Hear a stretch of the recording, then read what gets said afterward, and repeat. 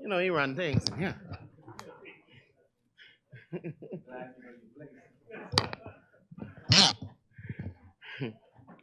Honorable members, at the break, we were debating the Antiquities Museum and Monuments Bill. I presume we are now ready. The chair recognizes the honorable member for East Grand Bahama. Madam Speaker. Madam Speaker, it is again a privilege for me to stand in this honorable place and to represent the good and special people of the East Grand Bahama constituency. Madam Speaker, before I get into the substantive presentation, and I suppose it is connected to the presentation as well. I want to just mention the central bank's report, annual report that recently came out. I know that it was as far as I understood, it was a plan to have the old or the existing central bank building once they move into their new location, or once they moved into their new location, that that would actually turn into a museum, which I would anticipate would have been a part of the national museums, and would then move into where, if items from the antiquities, monuments, and museums, that it would then, those items would maybe placed in that museum. The report recently came out, Madam Speaker, which, and again, it's a question that I would have to put to the government. There was a decision made not to proceed with the new location for the central bank, and the central bank came out with their decision saying that their board had decided that they would withdraw from, or that they would not proceed with that, and that they would then give back the property to the government. But the central bank's report, what was very interesting in the central bank's report, in the back of the report, there's a section there that says new premises project. And the second paragraph, and I'll just read from the report. I will table the report at the end. But there's a section of the report that says in March of 2023, the board of directors approved the termination of the new premises project and the transfer of the property ownership back to the government. As a result, the bank has recognized an impairment loss associated with this project totaling $8.9 million as at year's end. Additionally, the bank has estimated that additional termination fees will be recognized subsequent to year end. And so, one, we would, on this side, would like to understand the reasoning behind why it was that central bank has decided not to proceed with their new project. As I understood it, they had the land. The Parliament had already decided to grant them the land, and that the funds for the project would have come from central bank. So they were not requiring any funds from the public treasury to proceed along with this project. And one would have thought that coming out of COVID, you have a grand opportunity to proceed with a project of this type, where it is a huge project, hundreds of construction jobs, and at no cost to the government. That these are funds that would be coming from the central bank, coming from the profits of the central bank. And so again, we would like to understand the reasoning behind not proceeding with this project. We thought that it was a good fit for the downtown area, a centerpiece for the downtown area. It was right next to the U.S. Embassy, and also a part of the overall rejuvenation of downtown. And so we'd like to understand, and the part of the problem is that by not proceeding,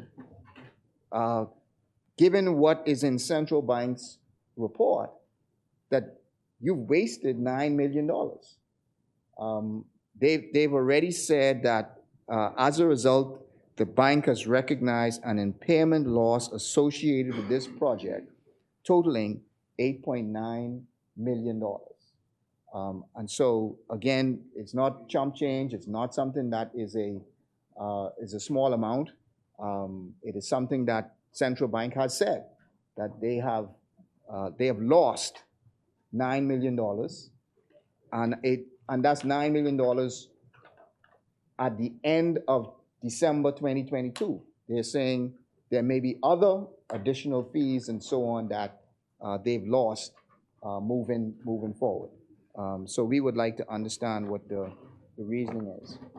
But also, what I found also interesting, just as a note, in the central bank's report, is that it speaks to, at page 89, it speaks to a section that says advances to Bahamas government.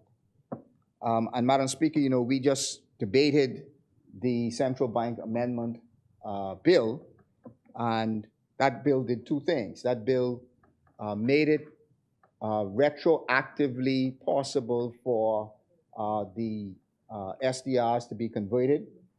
There was some dispute about whether it was a loan to the government or whether it was a liability to the government. I believe the Prime Minister said it was not a loan to the government. We had a differing view to it. Our view, I believe, is more consistent with what central bank's view is, which is it is a loan to the government. If I could just read from page 89 of the report, advances to Bahamas government. Now, it did two things. Let me premise it by saying this. It also reduced the amount that could be advanced to the government by the central bank. The existing law said 30% of the revenue, but it was reduced to 15, I believe. So taking that into account, that the law actually reduced it from 30 to 15, it is interesting that even the 30 was exceeded by the government. So if I read number 11, at page 89, it says section 21 of the Act amended states that the bank shall not make any direct or indirect advances to the government and to any public corporation. However, per section 21 sub 4 of the Act amended, the bank may provide temporary loans to the government where the amounts of the loans which may be outstanding at any one time, taken together with the treasury bills or security issues or guarantees by the government or public corporations shall not exceed in aggregate 30% of the average ordinary revenue of the government or 30% of the estimated ordinary revenue of the government, whichever is less. The loan should mature within 90 days, and the interest rate of the loan is based on market-related interest rate. At the year-end date, advances to the government, and I'm still reading from the report, advances to the government exceeded the 30%, and it was 30.12%. So if by the year end, you already exceeded the 30% that the previous law said, my question is, has the government made the adjustments to reduce back or to reduce and comply with their new amendment? Because their new amendment moved the limit from 30% to, I believe, 15%. You are now above 30% as of December 2022. Have you made the adjustments to comply with not the old law, but have you made the adjustments to comply with the new law, which I assume has now taken effect? And if you have done that, we'd like to just understand what steps you have taken to make sure that you have actually complied with your own law, because you were in breach of it as of December 2022 by the central bank's own report that you went above 30%. No, it says you are in breach. You were in breach because the limit is 30, you exceeded that at 30.12. Now, I will say that the report does say that per the act, there's no concern, huge concern that should be taken because of this. But my question is, you were in breach in December of 2022. We passed the law, I believe last month, which reduced it. Have you now complied with making sure that you are now below that 15%? And then we also spoke about the SDRs, and there was again a back and forth as to what the understanding was, whether there was a breach of the law and so on. Here is what the central bank report says about the SDRs. Prior to the amendment to the central bank, Section 17A, the SDR's loan, and they say SDR's loan, would have been included in the calculation for these temporary loan limits. So their own report says that before you made the amendment, the SDR's loan would have been included in this limitation, which yes, that's what they say.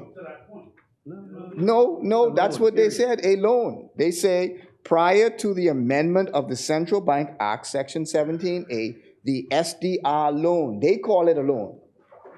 That's what I'm reading here. They called it a loan. Would have been included in the calculation of the temporary loan limits. Well, I'm only saying those of us who were on this side arguing, we landed on the side of central bank because the central bank called it a loan. And so we would have landed consistent with them. So the SDR loan would have been included in the calculation for the temporary loan limits. The amendment to the Central Bank Act, Section 17, excludes the SDR loan for the temporary. So it concedes that once you pass the amendment, it no longer is included in this temporary point, which again was the point that we were making, which was as of December when you did it, it was included, which meant you exceeded your limit. which meant you broke the Central Bank Act. And so again, it is just a point to note, Madam Speaker, that the central bank's report, the annual report, just had some very interesting facts in it.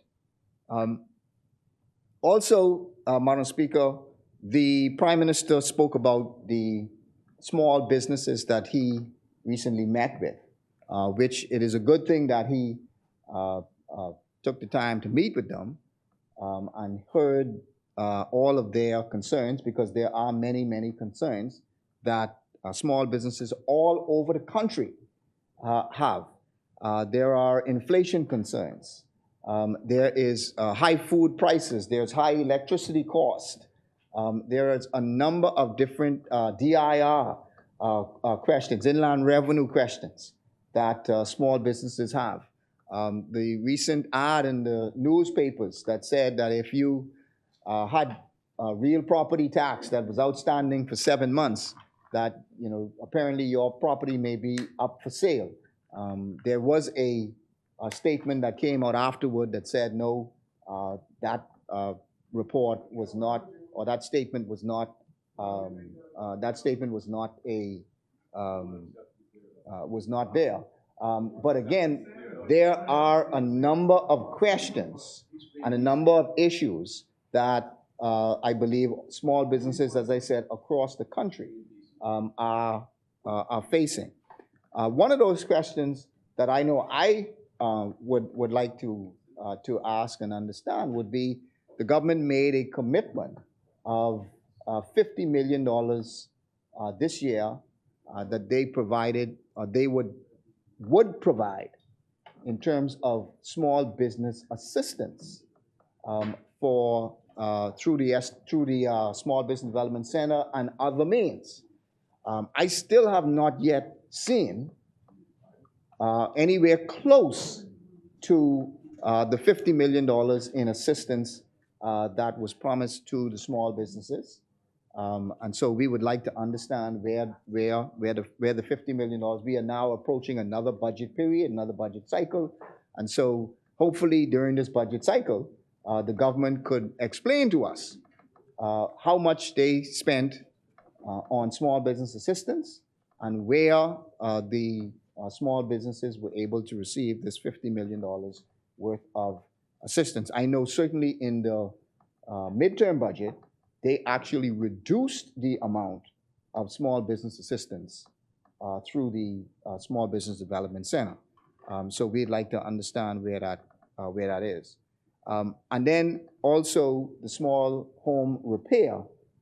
I attended on Saturday the Rotary Club gave 5 persons, and this is out of a number of different houses that they were rebuilding for persons in East Grand Bahama. But 5 out of the, I believe, 20 plus houses that they rebuilt for persons in East Grand Bahama, they gave away 5 of those on Saturday.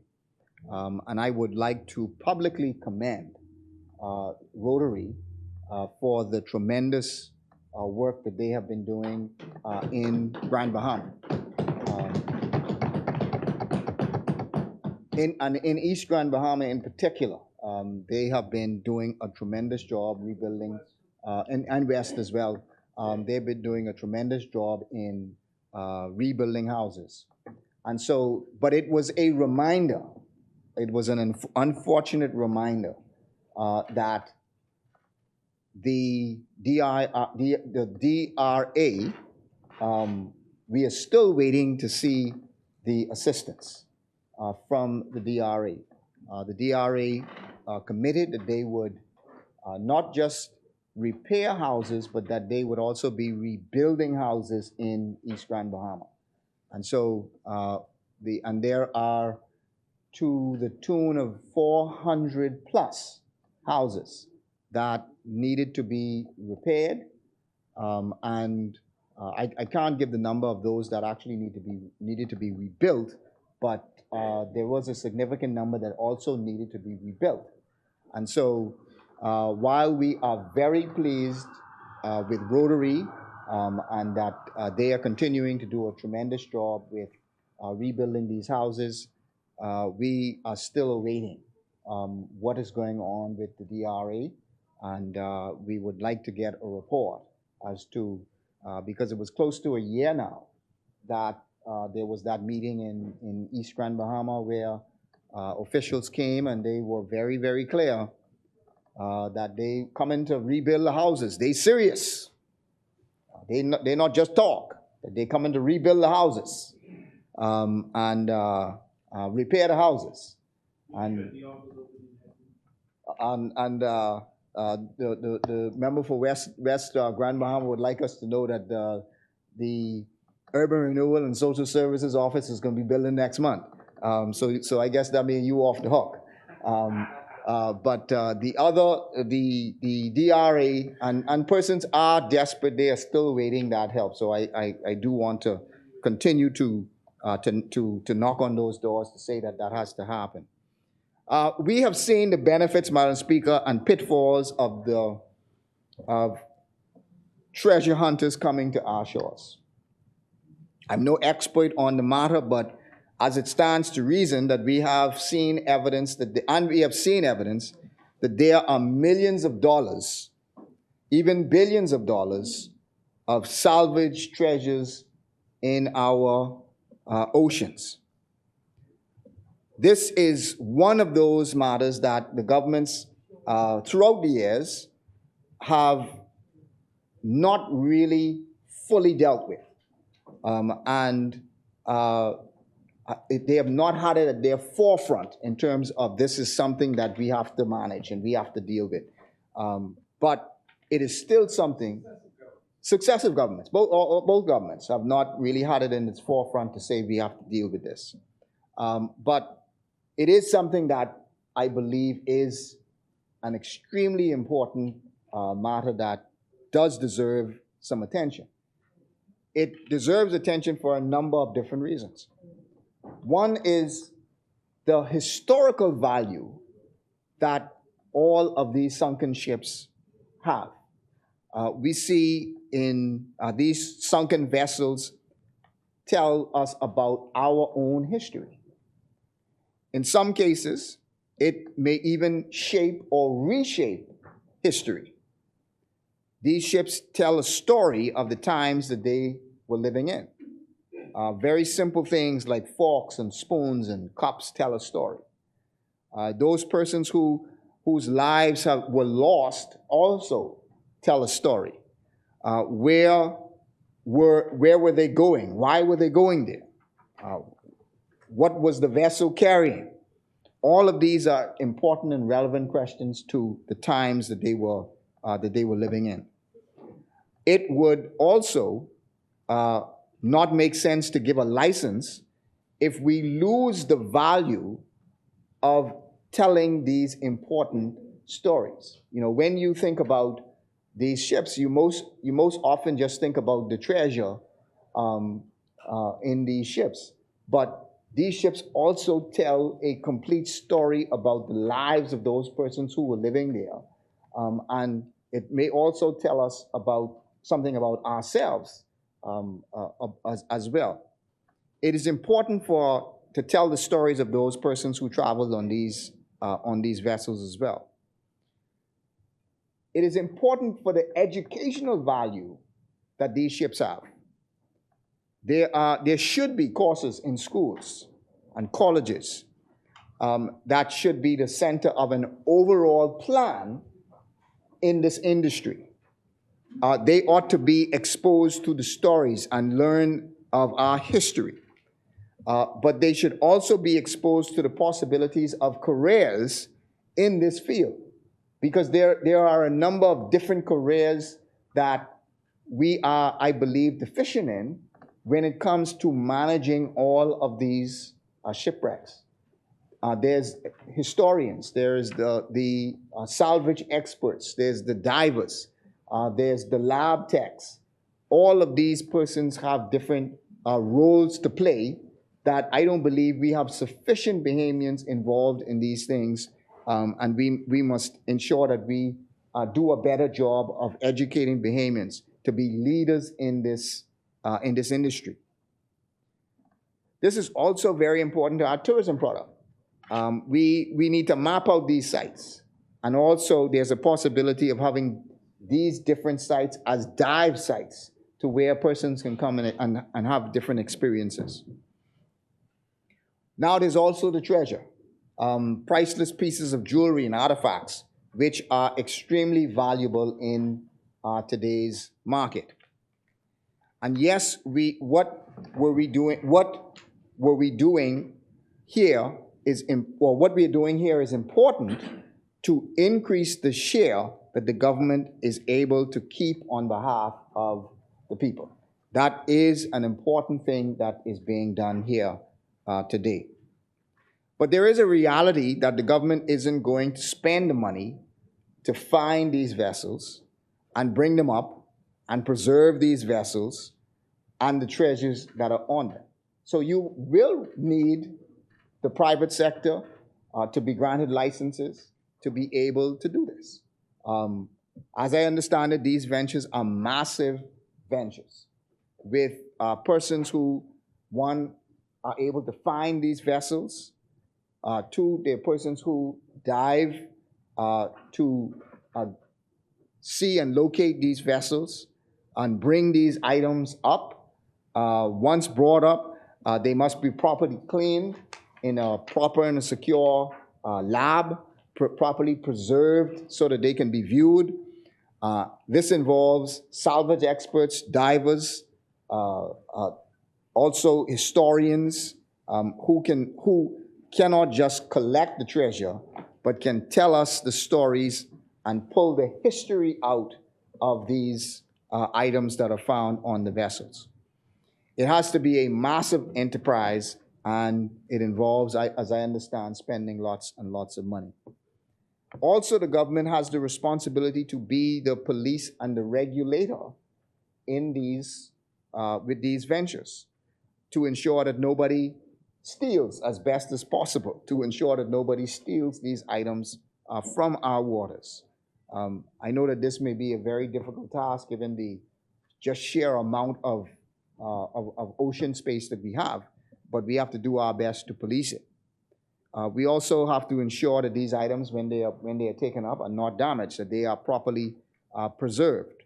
And also, most importantly, we have to be able to extract our history from these vessels, and then to also be able to tell our story from these vessels.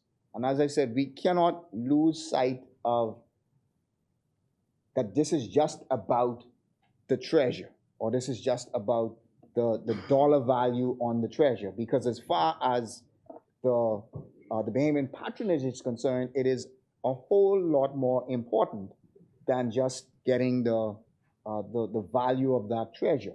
But it is about telling our story, telling the story of those ships that are passing through our waters, whether these persons were free, whether they were slaves, what they were going for. All of that is a part of our history and is important for us to tell.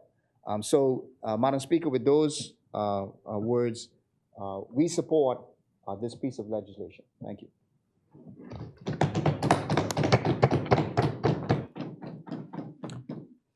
Thank you, Honorable Member Asmini. The chair recognizes the Honorable Member for Central and South Abaca.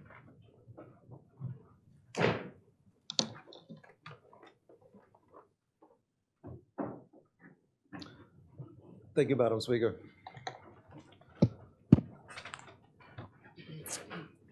As always, I am humbled to rise here on behalf of Central and South Alberta on speaking about the Antiquities and Monuments and Museums Amendment Bill 2023. However, first I must say a few words that is a hot topic in Alberta and something that was left over by the neglect of previous administrations and decades of misrepresentation from the other side. We're talking about the immigration problem, the shanty towns, where footage has been circulating, video has been circulating, that they are continuously building to this day. Yeah, there was a bit of a setback with the court ruling. That would give a more expeditious approach to removing such. But I want to tell you that this administration has been working from day one and setting forward the path to correcting this vexing problem. I want to give thanks to the Department of Immigration and Labor for their hard work and boots on the ground. And I want to give thanks to Ministry of Works, because they know the job at hand, and there are parameters within the law that will allow for the removal of these hundreds and hundreds of unpermitted dwellings on land that's not owned by them. A couple weeks back, I believe it was 2 weeks ago now, the Haitian ambassador was in Abaco, and he put his eyes on the situation firsthand, and he was shocked. Madam Speaker, he was shocked. He was shocked about the total disregard for our laws, and it was good to have him there so that he could see firsthand. So the information relaying back to him was not fully accurate and correct.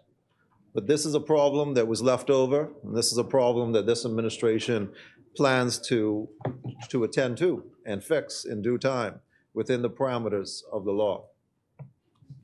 Madam Speaker, another thing I wanted to talk about was inland revenue and taxes in arrears. This puts a smile on a face for many Albaconians, because we know the disregard by foreigners of paying taxes, some that have been in their houses for decades. Decades, Madam Speaker. I know a particular case, they had owned and been in the house, a great parcel of land for decades, and then went ahead and sold it. That's profits in their pocket, but nothing for the government. You know, so it's about time that we make a proper stand, that we move forward and govern this country for the benefit of Bahamians everywhere.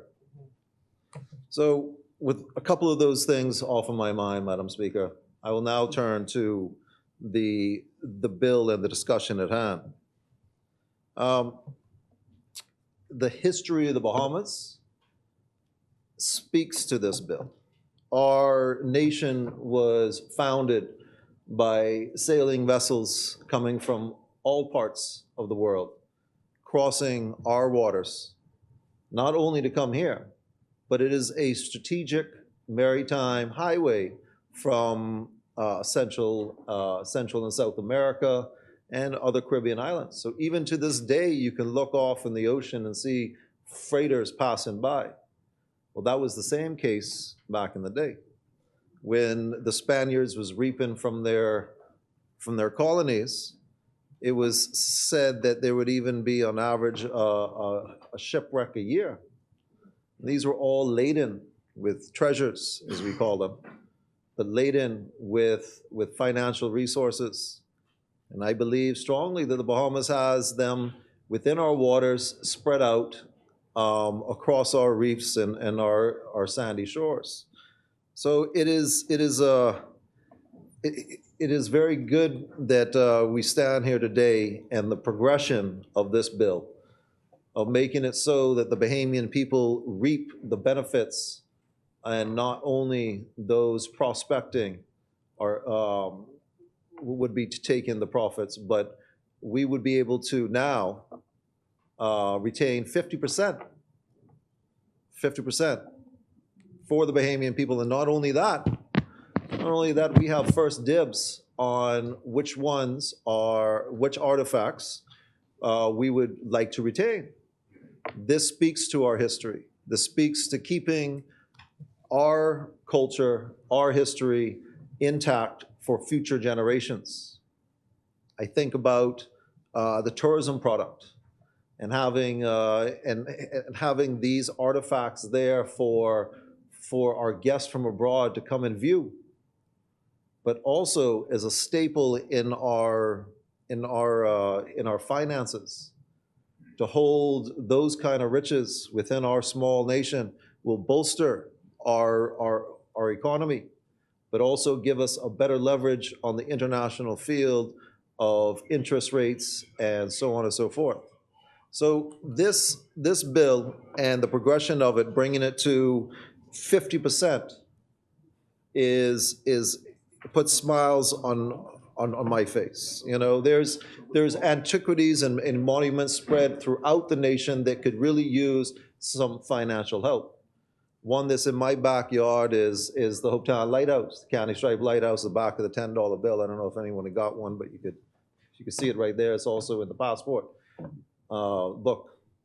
And this was neglected, you know, again, neglected by misrepresentation within the Central and South Abaco constituency. But moving forward, I see that transport has given proper attention to it, and with the help of our foreign neighbors, that monument's coming back. I'd like to see the same for lighthouses and monuments throughout the country. Let's keep our culture. Let's keep our history. Madam Speaker, it's important. We thrive on tourism, and these are attractions and experiences that people will pay for, that we take for granted, but people will bring in monies from abroad and support our economy if we take care of our monuments and antiquities. So it's something that's dear to my heart, because there are billions of dollars in treasure spread out throughout our archipelago. Hundreds of millions have been taken out. There's billions more. And $500 million or half of $2 billion, well, I know the Bahamian people, I know Abaconians could use that. When I was looking into the only permit that's out there today, the one up on North Abaco Islands, my colleague's constituency, I was, I was a bit shocked that none of these artifacts made it back to Abaco. Now Abaconians got to take a flight and a ride to go see artifacts that are from our waters on another island. I mean, that could have been a good attraction for multiple islands. But maybe the research wasn't done. Maybe, you reap and take and sow and take it wherever you want to take it without consideration of the locals. I remember a Lucayan artifact, Lucayan skeleton that was dug up on Hopetown. Sent that to Nassau for processing, and I don't know where that is either. But I say these things because it's important that we retain our culture and that we use them for a sustainable future for the next generations. Tourism is not only important, that's our lifeblood of this country. And these are all attractions that people would love. They would jump on a flight and come spend the weekend just to go see some of these things. So looking forward to the progression of antiquities, monuments, and museums. Looking forward to retaining our natural history and really showcasing what the Bahamas is. The other thing that came to mind, and I was looking at, is the minister able to permit students upon these prospecting vessels. I believe that's highly important. That'll show the opportunities to future archaeologists, to future historians. It'll show that our youth have more than one path, and I know there are some brilliant minds in our Bahama lands, and I know a few of them would be most interested in a career path in that way, but not always having the opportunity to do so. These are high-tech machines, high-tech vessels out there with tools that most of us won't ever see in our life. And it brings a smile to my face that it's implanted in this, this progressive legislation to allow such things, to open the minds of our youth and what I call our most important resource, the next generations. There are some other things in here that I thought that I should express. You know, one, could be only 4 licenses at a time, but only 1 exploration license per person or entity. Only 1 recovery license per person or entity. This stops a conglomerate coming in and saying that they want all 18 known shipwrecks. I mean, the one that has a license now says that there's over a dozen that he's aware of. So it's important that we not allow one entity to come to our waters and reap everything. It's important that we also space it out with increasing technologies and whatnot. It's my hope that Bahamians will get out there and reap some of these benefits. We're sons and daughters of the sea.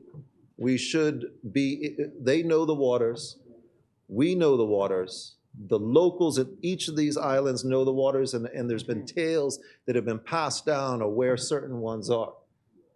And with legislation like this that show opportunity to our youth, that show career paths, that they may be the treasure hunters of the next generation. And then the retention of 50% of the revenues for the Bahamas will go well into the managing and keeping of our archipelago across this nation. So those were very important to me. And there was also a limit, a time limit. We don't want to give a permit out there and them sit on it for a decade or 2 or 3. And when they get around to it, go and muddle with it. But there's a maximum of 3 years. You know, they got to do what they got to do, or they got to move on. Allow someone else to do. So the next generations of explorers, of Bahamian explorers, will have the opportunity for some of these same wrecks if they aren't diligent with their time and expeditious with their. So it's important to highlight a few of those things, as well as the 25 square nautical mile. That's also important. We don't want to see a single entity have multiple permits, so we dealt with that. Single permit for recovery or exploration at any one time. 4 permits out there. We also don't want to see an encompassing of, say, all of Andros. No. Let's pinpoint and be selective of where they're prospecting, so that maybe other Androsians or other islands off of San Salvador or wherever it may be will be able to prospect for their own treasures and their own treasures to be found. These are all very progressive. This is what you call moving forward in a real way. And it brings a smile on my face to see these things placed down. And also in the application, you know, it says, describe the applicant's experience, their ability and plans to comply with safety and security requirements. It says, describe the applicant's financial ability to conduct the proposed activity to completion. Not just handing out permits to people that are going to sit on them and not do the job. Go there with lacking equipment and possibly destroy our artifacts which are in our waters, destroy our environment that we hold so dear. These are very, very important pieces. Not only that, but to describe the plan for conservation and stabilization analysis, curation of all underwater cultural heritage recovered, including records, license, and so on and so forth. So we're not just looking for an applicant. We're taking any application with a single letter that says, I want to do it in this part of Abaco or wherever it may be. But we are asking them, are you financially capable? Are you experienced? Do you have the knowledge to take this underhand, you know? Can you do the job? That's important. We don't want to destroy our environment for the prospect of treasures. Again, our environment is precious. We want to leave it to the next generations. We also use it for the majority of revenue that comes through this country, tourism. So it's extremely important to have those metrics in place to mitigate any downfall from mismanagement, mishandling, or just neglect on many different forms. So this is a very progressive amendment. There's a performance bond in here. I think that's great as well. Put some money down in case you mess up, so we could immediately mitigate and help fix the problem. The Bahamas needs to be for Bahamians. This progressive Liberal Party under the Davis Cooper administration is moving in that direction. Every amendment we make and every bill that is placed is for the betterment of Bahamians across our nation. It is important to amend certain legislations and progress it so that our youth have a future. But I must say again, the ability for our students to go out and see firsthand what treasure hunting is puts a smile on my face. That's more opportunities for our youth. So Central and South Abaco support this amendment in its entirety, and looking for more great amendments and bills to come forth in the near future that will be beneficial for Bahamians across the archipelago. I must say again, though, you know, we should be mindful that the treasures taken from a particular island have some benefit for that island as well. They're found in Cat Island. It should benefit Cat Island. So without further ado, we support this. God bless the Commonwealth of Bahamas, and God bless Bahamians across our archipelago. Thank you very much. Thank you, Honorable Member Asmini. The chair recognizes the Honorable Member for Kalani.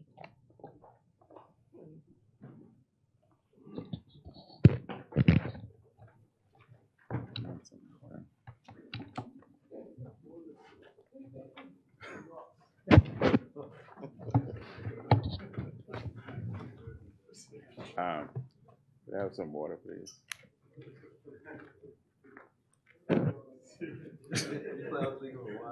What happened? Everybody tense, What right? happened, everybody? You all ready for the Why the whole parliament so tense? Relax. This is a short day. This is a short day. I have to wait for my water down. Don't start that clock yet. No, you got dehydrated, you know.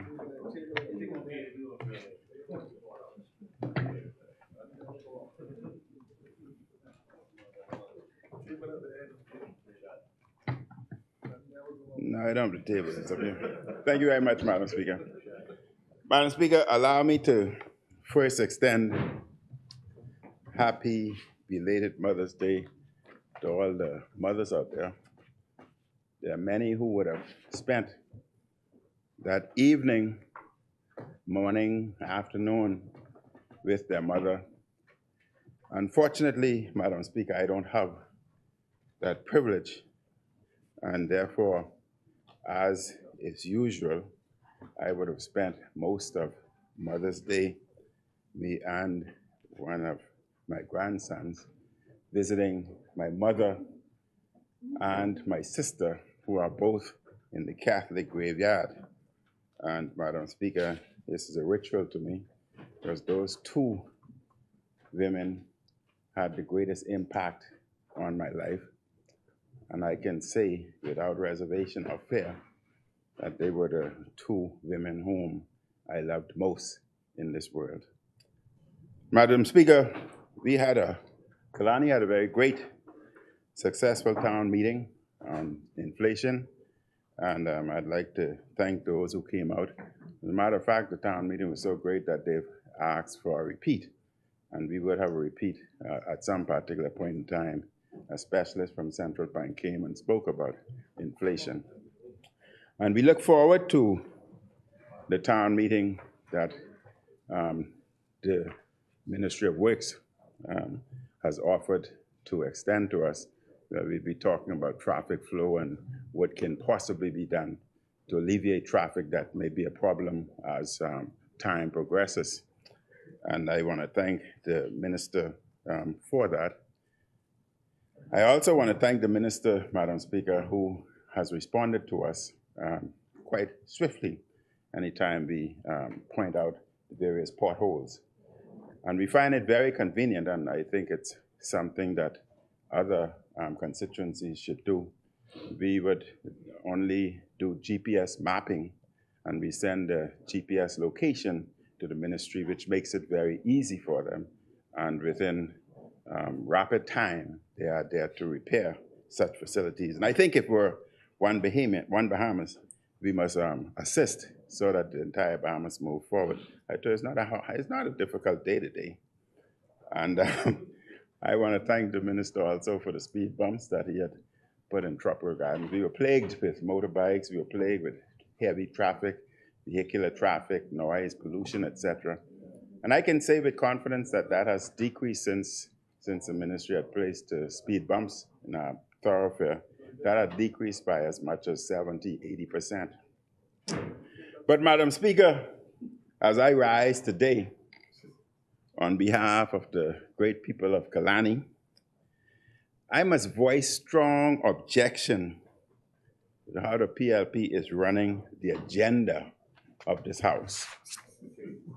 We were scheduled today to debate the Ombudsman Bill, Madam Speaker, and about 24 hours before we were to debate, the governing side informed the opposition that there would be other legislation debated instead of what was scheduled.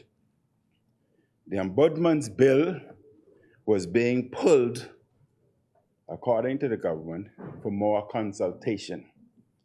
Madam Speaker, this means that the PLP was yet again rushing another bill without proper consultation. They did it the same time, they did the same thing some weeks ago when they pulled the Tourism Development Corporation at the last minute for more consultation. Madam Speaker, I take my responsibilities as a member of this House on behalf of the people of Kalani very, very seriously. I prepare in order to present a considered view on the matter before us. Members cannot have a proper view of this new amendment to the regulations of the Antiquities, Monuments, and Museum legislation due to the short notice of this debate. The work in Parliament, Madam Speaker, is serious. Parliament has the power to pass laws. I can answer him. The chair recognizes the honorable member for West Grand Bahama. Kalani. Yes, we did inform the side opposite that there was a change of what we had scheduled for today. That's predicated upon the fact that we've had groups asking us for further discussion. We wanted to be respectful to and to allow for, simply because it is an issue that we are all gathering more information. Insofar as what we're debating today, the truth is, and I was told by the former Prime Minister Hubert Ingham when he sat on this side, that legislation or proposed bills that are on the agenda for you to prepare, for you to know what is, and the government does not really have to tell you what's coming up, but you should always be ready. So for you to say you don't have means that you were not prepared, not that you were waiting to get prepared. You're supposed to always be prepared. Madam Thank you, Speaker, Honourable Member. thank you, Madam Speaker. I would pose this question. I speak now to the Bahamian populace. I speak to the Bahamian populace. Is it fair for the government to have 15 legislation on the agenda, and they are demanding or requiring the opposition to have 15 prepared when they can select one at any time, so they only have to prepare one. They prepare one and say that's what they're doing. I pose that to the Bahamian people. Now, Madam Speaker, Parliament has the power to pass laws that have long-standing and serious implications for the Bahamian people and our country. Parliament has the power, Madam Speaker, to pass sweeping taxation laws that could change the lives of the people. And the people elected a governing side to carry out the agenda it proposed during the last general election campaign. They expect the governing party to be serious and sober in its administration of the affairs of Parliament and the government. The New Day administration appears disorganized and not serious when it comes to Parliament. Repeatedly, bills are suggested for debate at the last minute. Repeatedly, Madam Speaker, there are changes to our agenda at the last minute. This is due in no small part because the New Day side has the leader who prefers traveling than governing. The chair recognizes Westbrook Bahama. Poor Kalani gets to his usual theme that is really all worn out and overused. An overused theme. The truth is, Madam Speaker, the government side is very organized. Legislation is sitting on the agenda, legislation we intend to debate. And we provide the advance notice so that members can get prepared. That's the way I was trained, that you are supposed to know the issues that are on the agenda. And if it's 15 or 16 or 17, you are supposed to be always ready to debate. I posed that question already to the Bahamian populace. They will answer that. They will answer that. Madam Speaker, I know I would allow you to divert me today. But Madam Speaker, on Friday of last week, we were informed about the ombudsman bill that we'll be debating. I prepared, did my research, etc., had other people doing research for me. I spent the entire weekend preparing, sacrificed events, etc. And then, having gotten all my research data, I decided that I would now compile everything that Monday night. At 1:30 a.m., while preparing, I looked at my WhatsApp to see whether there were any urgent message. And there I saw, because I went to bed at 8:30 that evening, knowing that I would get up at 1 a.m. to complete my budget, my debate. But I have a lot more to say during the budget to prepare my debate. I then looked and discovered at 1:30 a.m. that the agenda changed. That we were going to do what we're supposed to be doing today. Madam Speaker, that's 1:30 a.m. after I've done labored research, getting prepared. But Madam Speaker, the Prime Minister prefers traveling constantly in great luxury rather than organizing the business of governing. He often does not know what is going on in his government, including the Ministry of Finance. In London recently, again embarrassed the country when he obviously did not understand the facts about funds the government is proposing to borrow to build new airports. He did not simply misspeak. He simply got his facts terribly wrong. He did not understand what he was being told.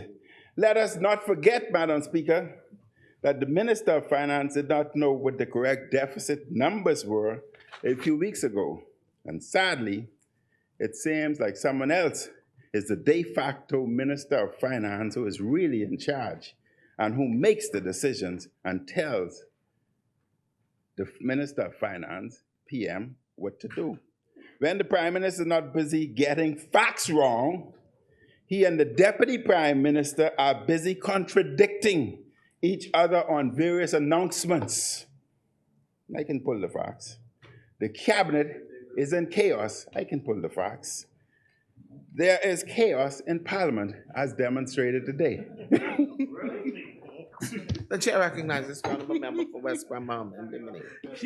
You know, the member for Kalani makes it laughable, Madam Speaker, because it's laughable, Madam Speaker, because the member is talking about not being prepared for this debate. He could not prepare the facts. But we heard from Carmichael earlier that we are here pretty much because of an agreement you made. You made this agreement.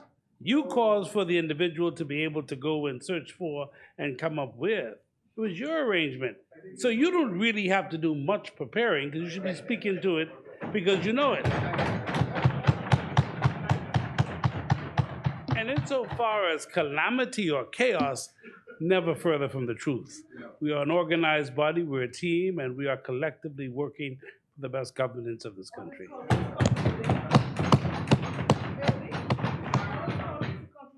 West Grand Bahama, I like you. You are good at twisting. Twisting words and information. You deserve an Academy Award. Madam Speaker, and there are many stories of chaos at the office of the Prime Minister, with consultants all over the place, large and in charge, while the Prime Minister jets around the world in first class with big delegations, spending millions. He seems unconcerned about the details of government, except making announcements about things that will never happen. Madam Speaker, the PLP has no serious parliamentary agenda which the country saw from day to day. They simply grab bills that are in the bureaucratic drafting stream and bring them here. There's no clear plan, strategy, or vision. He likes to talk about plans when in opposition. In government, the main plan he has is where he will take his next trip overseas. Has he left yet? He's still here or he left? This September, the PLP will be in office for 2 years. In government and in Parliament, they are disorganized, they are chaotic, they are dysfunctional, and they are inefficient, and they are last minute. It is profoundly unfair to their members and to the opposition when they give notice that they will debate a certain piece of legislation, pull it at the last minute, and then propose to debate other legislation. This shows a disrespect for the House of Assembly and its members. It is a disregard for how our democracy should work. And I plead with the leader of government business to work with his colleagues to fix this process, which is clearly broken and terribly disorganized. Give us more warning. The chair recognizes the honorable member for West Bramham. Madam Speaker, to Kalani, Madam Speaker, we from time to time will find ourselves having to withdraw or to hold or to ask the opposition for assistance and to work with us. And we do that, Madam Speaker. And Madam Speaker, it's all about how do we ensure that when we come to the Parliament, we are debating what we must. But the member for Kalani, I find it to be so amazing. When he was government, you know how many bills he left on the table? How many bills you left on the table that you did not pass? That you did not check on the agenda? Check Do you realize that, Madam Speaker? And Madam Speaker, when the member for Kalani talks about being prepared, well, he says the same thing every week and every time he comes here. So you ain't got to worry about preparation. You have some favorite words. And you can use those favorite words in every speech you give. So it doesn't matter, Madam Speaker. One of my favorite words moving forward, West End, is that I like you. I like you. I didn't say love, I said I like you. Very careful with how I use I versus O. Madam Speaker, in looking at these, Madam Speaker, in looking at these amendments to the regulations of the Antiquities, Monuments, and Museum legislation, these amendments in part pertain to exploration of shipwrecks and related licensing. There's great controversy in our country regarding this issue. Has there been full and proper consultation regarding these amendments? Do all stakeholders and the public know the full ramification of these amendments? Let's see why I ask these. Do all the members of the PLP know the full ramifications of these amendments? As I noted previously, just the other day, the Tourism Development Corporation bill was scheduled to debate in this same place. It had to be pulled because stakeholders had concerns. There was not enough consultation. And some stakeholders were not even familiar with the bill and its consequences for their part of the industry, including serious financial consequences. This is not how governance should be done. Members of the governing side are likely annoyed and frustrated that this is how their leader is mismanaging the affairs of government. Madam Speaker, the governing side is not as serious as it should be when it comes to debating serious pieces of legislation, such as the Antiquities, Monuments, and Museum legislation before us. One of the only things they appear serious about is getting more and more of the people's money via taxation and aggressive tax collection. This debate comes at a time when the newspapers are filled with stories about the actions of the New Day administration's tax collectors. An ad was recently circulated by the Department of Inland Revenue detailing its powers of sale under the Real Property Tax Act. Another ad from the Department of Inland Revenue warned of the department's other powers. It said to recover VAT, business license taxes, or real property tax, the department may, quote, garnish amounts due to a taxpayer from a third party. For example, an employer, tenant, customer, or bank. Or garnish a third party who has authority from some other persons to pay money to the taxpayer, for example, an agent. Madam Speaker, this New Day administration is causing fear and extreme anxiety across this country. Bahamians do not know whose things they are coming to seize next. If they come after you, you could end up broke or destroyed. A story in Tribune on Monday, May 15th, 2023, set out what this hostile New Day administration is doing. The headline of the story was, "Crackdown on Tax Cheats, Most Coordinated Ever." They are using the full powers of the state to go after Bahamians and Bahamian businesses.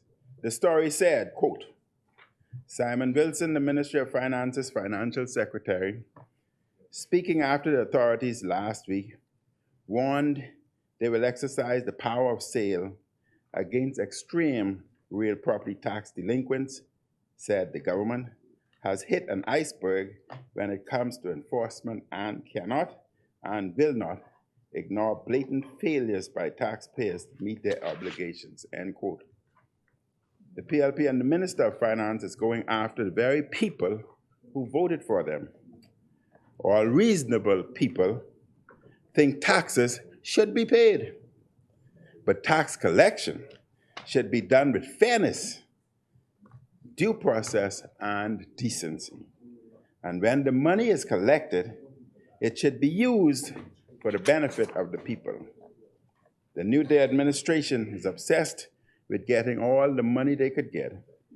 They have to find a way to pay for these travel and good times reserved for selected few. They have to find money to pay for all PLP consultants. And sadly, this administration has unleashed the tax collectors in an unprecedented way against Bahamians. Many people and businesses are just trying to get back on track after difficulties of the pandemic. Right at the moment when money starts to come in, the New Day tax collectors are threatening, let me repeat this, important. Right at the moment when money just starts to come in, the New Day tax collectors are threatening to seize and sell properties and to garnish accounts. There is no mercy for the people by the Ministry of Finance. The Minister of Finance only wants more and more and more and lots more. Bahamians are suffering under a PLP, obsessed with getting the people's money. As the Prime Minister, who is Minister of Finance, flies around the world in luxuries, tax collectors are wreaking havoc in our lovely Bahamas. These hostile and overly aggressive actions by the New Day tax collectors are cruel and excessive. Give me that file, the blue one, the blue one in there.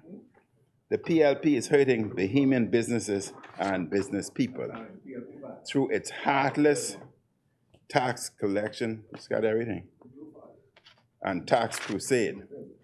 Parliament's agenda, Madam Speaker, should not be administered in a chaotic manner. If the PLP cannot even organize a proper parliamentary agenda, this is another symptom of just how disorganized and dysfunctional this New Day government and Prime Minister truly are. Madam Speaker, I would pose one question before I leave. It's a series of financial statements here. The gaming board building, Goodman's Bay. I understand that you're in negotiations to sell that building to somebody. Would you inform this nation and this parliament, if that is true, and whom you are in negotiation to sell that building to? I have all the papers here. Thank you very much, Madam Speaker. Thank you, Honorable Member. The chair recognizes the Honorable Member for West Bahama. Madam Speaker, just to conclude with the member for Kalani, he spoke so highly of our colleagues who have been assisting in his constituency, and then wished to talk about chaotic, but they're able to assist you. And I just want to draw something to your attention that you talked about the ombudsman bill which you had to prepare for. Well, you should have known a lot about it because you left it on the table. You left the ombudsman bill in 2017. You laid this as your number 16th bill. You laid in 2017. When you left office in 2021, you hadn't touched the bill. 2017 to 2021, you didn't touch it, talk about chaotic. Thank you, Madam Speaker. As many? The chair recognizes the Honorable Member for Central and South Eleuthera.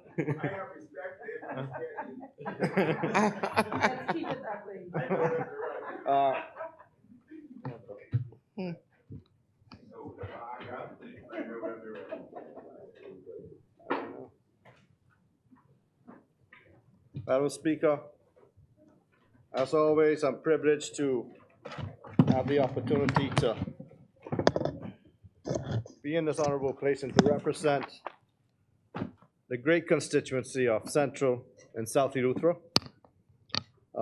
Permit me, Madam Speaker, to extend my heartfelt condolences on behalf of my wife, Delia, my son, David. We've had a lot of deaths in my constituency as of late.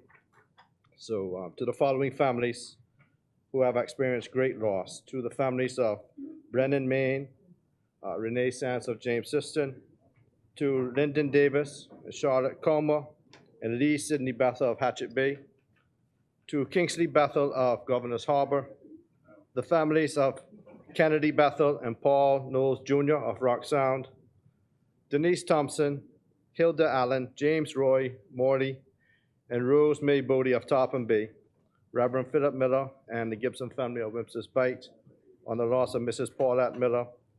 And most heartbreaking, I want to extend my condolences to Andy and Patricia Kemp of Rock Sound on their passing of their 10-year-old daughter, Anne Shanae, who I consider to be a hero, having defied the odds of physicians 5 years longer than she was anticipated to live, who passed away at the age of 10 years old this past week. Madam Speaker, the community of Rock Sound has lost a lot of loved ones recently. And to add to the burden of this loss has been the complication of having no space in the current gravesite at Yellow Ground. While I cannot offer words to replace their loved ones, I can offer the relief of having lived up to my commitment to resolve the 12-year-old conflict over the placement of the new burial site. When I became the Minister of Family Island Affairs responsible for local government, one of the priority issues from the township and the local government council of Rock Sound was the issue of the approvals for the graveyard. Unfortunately, the documents turned over to me was comprised of a no objection from the Office of the Prime Minister and a Ministry of Works assessment. To complete the process, I personally ensured that the Ministry of Works reassessed, the Office of the Attorney General reviewed the documents and provided the necessary approvals. A proper land survey was carried out indicating that the land in question was in fact not under the ownership of the Commonage Committee, but Crown land, which was previously identified for the construction of a much-needed healthcare facility in South Eleuthera. With the survey of the property completed, we are able to identify the land which truly belongs to the Commonage Committee, and as such, I redrafted the documents that was presented to the Commonage Committee weeks ago to be executed. We are happy to bring this to a resolution, so hopefully this weekend, the Kemp family can have the confidence that their daughter will find her final resting place in Rock Sound, the home she has known since birth, and all other families can have one less burden during their time of bereavement. Madam Speaker, as we move to the amendment of the Antiquities, Monuments and Museums 2023, I cannot help but to pause for a moment and reflect on the monuments that we can see first. Well, what we should see. Madam Speaker, as a young Bahamian who now sits in this honorable house, I have soberly grasped the concept of history even more closely as I personally submit that our very decisions in this place has the power to alter the course of history. In 50 years, it will be our very actions in this place that is reflected upon and thoroughly examined. And it will be determined by a more enlightened generation whether we were indeed honorable and contributed positively to the growth and the development of our country and indeed the world. Madam Speaker, as I revert to my initial reflection of what we can see or at one point could have seen, I must submit that it is my belief that as we approach year 50, we, a small nation of people who have broadened our horizons and experienced the global villages around us, we see our history differently. We understand that we are slowly forming our own identity, embracing the aspects of our journey that authenticates us and makes us true Bahamian. Earlier this morning, Madam Speaker, I listened to the member for St. Anne's speaking about preserving history, our historical buildings and historical sites. And he was quite passionate about that this morning. And I support him on this sentiment. So both of us, St. Anne's, should share in the disappointment that the members opposite were part of the former administration who seem to have displayed no regard for our sacred history, to have torn down the post office building and the Churchill building. Even I have memories in the church, even I have in the Clarence Bain building as well. Even I have memories in the Churchill building. As a young student from Spanish Wells All Age, that's where I first met the first woman Deputy Prime Minister of this country, Honorable Cynthia Mother Pratt. So even before I was in Parliament, I used to drive by, and now when I got to interact with her as a member of the Progressive Liberal Party, I used to say, that's where I met Mother Pratt. And when we speak about the post office, whether or not you like the opposing party or you agree with their views, we must respect the aspects of history that made a significant difference in our cultural identity. You may say that it's only a building, but these were buildings that represented an era when we began to construct and own our own things. When we emerged as comparable to architects and contractors from other places. That's a powerful position. These buildings housed our history, the places where our people met, and where we made decisions for us. Now, it's a distant memory when one could only say the post office used to be up there, or the Churchill building used to be right there, because eventually people will forget that these buildings once stood. And it only takes one generation to erase the memory of a historical event. And that's why this road to 50 is so important, because we must educate the young people who didn't have the time or wasn't engaged in where we are as a country and how we got here.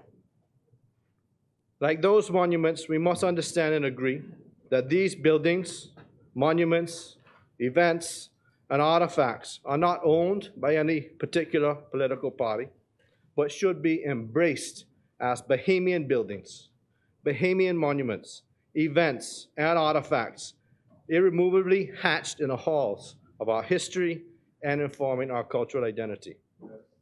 Throughout the world, countries have found innovative ways to preserve and subsequently monetize their historical sites, antiquities, and monuments. Right? What is Rome without the Colosseum? What is Paris without the Eiffel Tower? They want to bring that down. What is Egypt without the majestic pyramids? Regionally, our neighbors have embraced their rich and diverse history, ensuring that it's beneficial to their country financially, and it ensures that the history is tangible for their citizens. Countries such as Jamaica, with sites like the Port Royal and the Bob Marley Museums, Cuba with Plaza de Armas.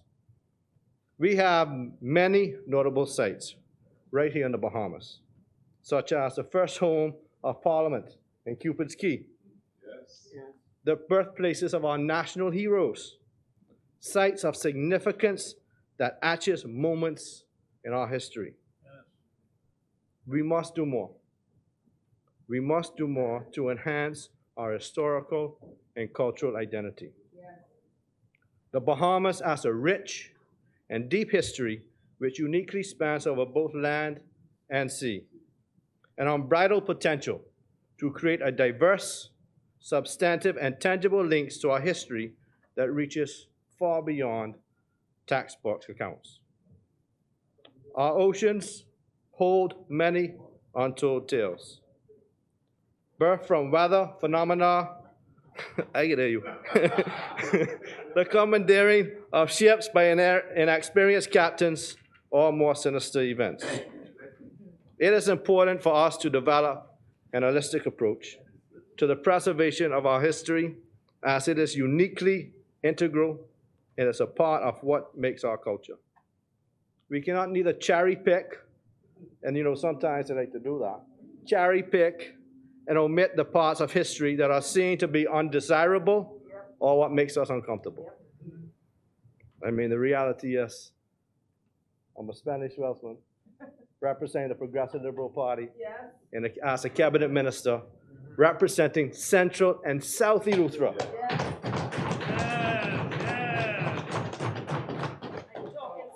And I'm talking sense. The truth is, the Bahamas has many things to many demographics throughout our history.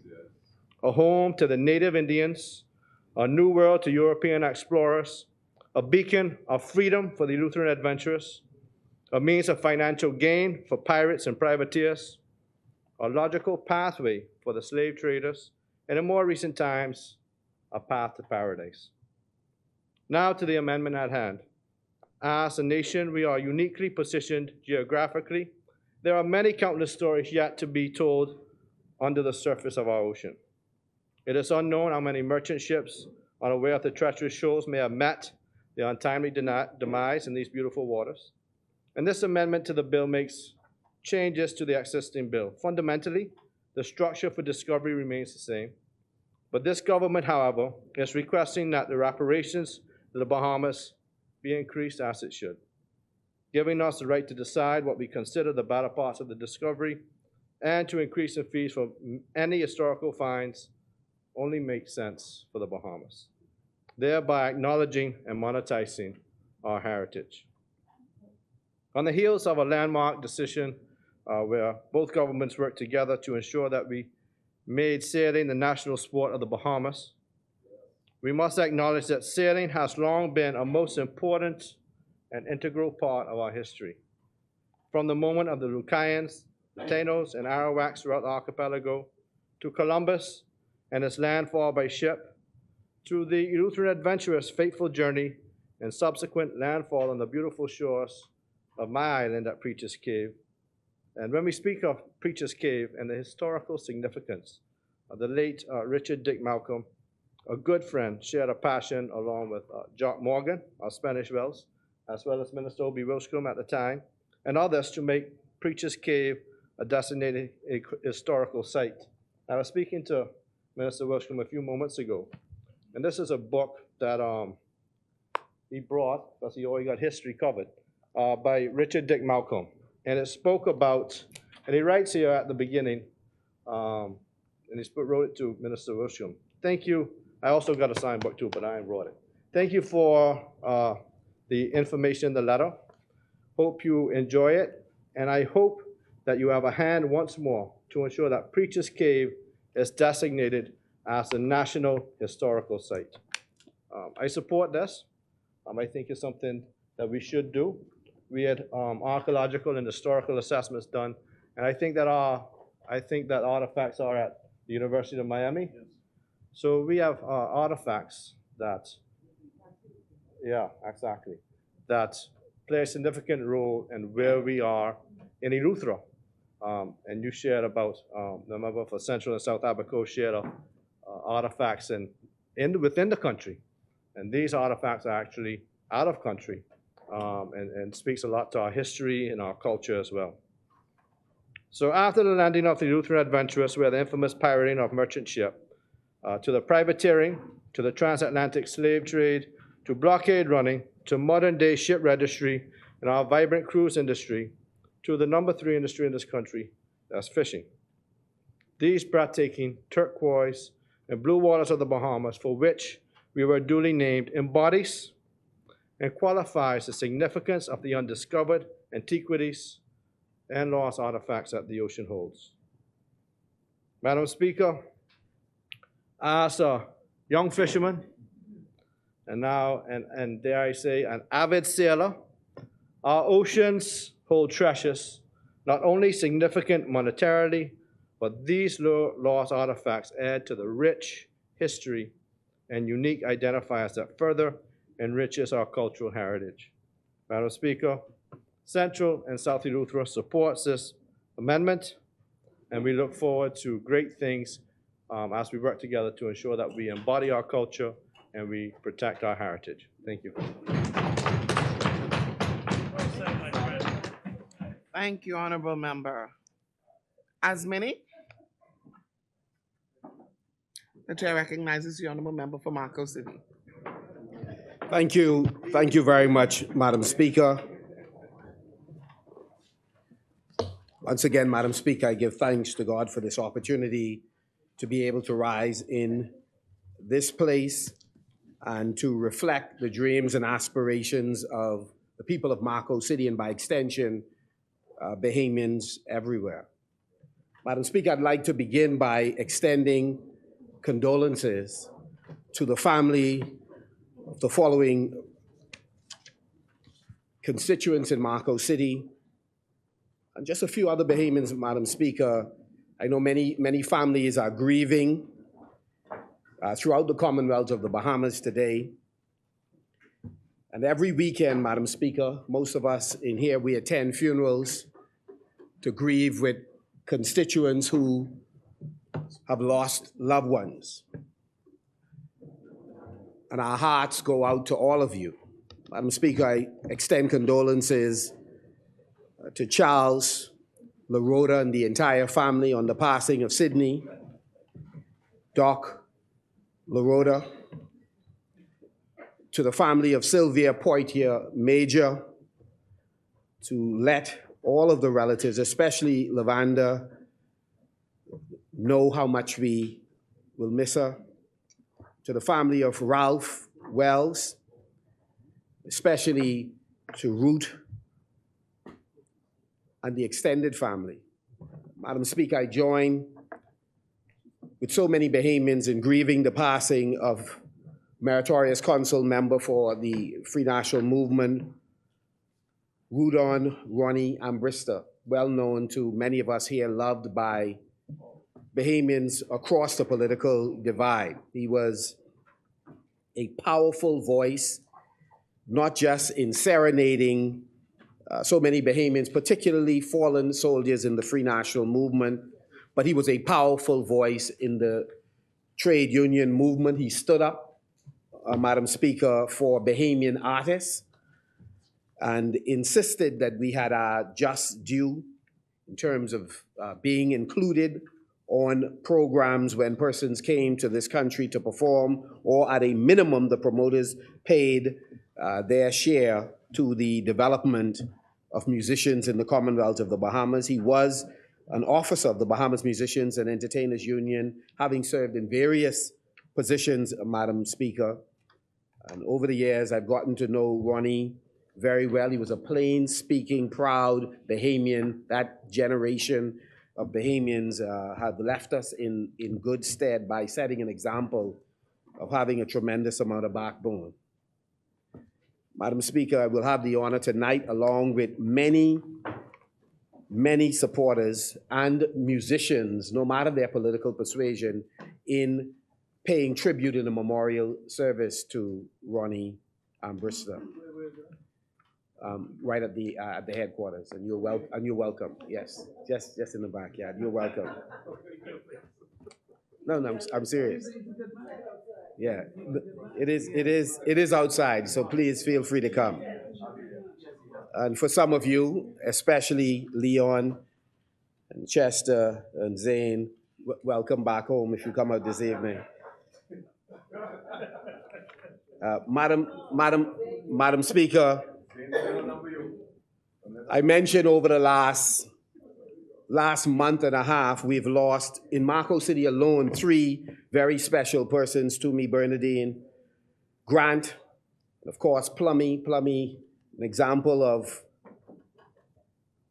someone who came to the Bahamas many years ago, long before I lived in Grand Bahama, probably before Kwesi and Adrian was born. But she came to Grand Bahama from Jamaica, cast a lot with us, served the Free National Movement, and by extension, the Bahamian people diligently. And we lost her recently, and we miss her. And we lost Victoria Stubbs, known to many persons, certainly members of the side know her as Vicky, a resident of Marco City, and much like her husband, served diligently the community, loved all Grand Bahamians, and served them. And we say to Bridget, to the grandchildren, and to her son as well, how much we loved your mom, your grandmother, and we will miss her. And she left a powerful legacy of more than 40 years of service. And despite her commitment to the Free National Movement and having helped multiple candidates be elected, including Maurice Moore, David Thompson, Shivago Lang, and myself, she also assisted Norris Bain when he ran. Despite her love for the Free National Movement, she was well loved by members of all political parties because she didn't make a distinction in serving the Bahamian people. And so, Bridget, our heart goes out to you as we miss, on behalf of all of us, we miss Vicky, and we appreciate her sacrifice and your sacrifice.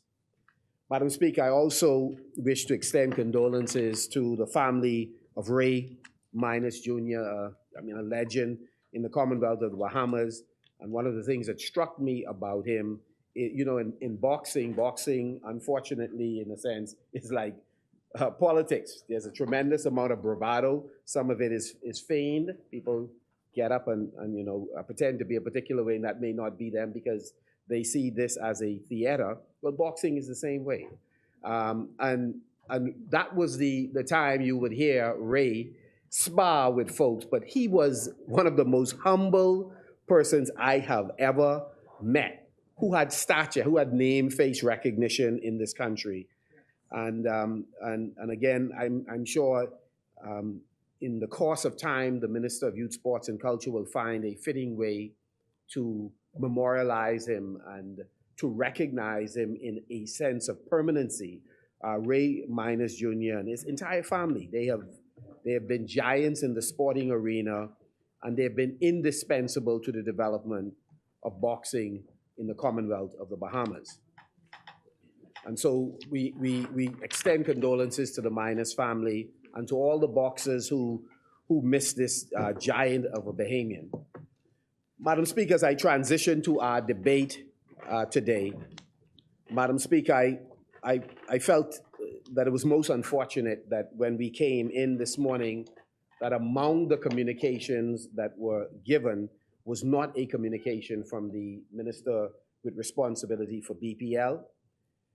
Madam Speaker, the situation raised by our deputy with respect to the outage, Spring Point Acklands, Madam Speaker, these kinds of occurrences, much like what has occurred in South and Central Eleuthera and North Eleuthera in terms of the problems people continue to experience with water, requires the government to also come here and deliver a communication to talk to not just the people of Acklands or Eleuthera, but to talk to their extended family who suffers alongside them.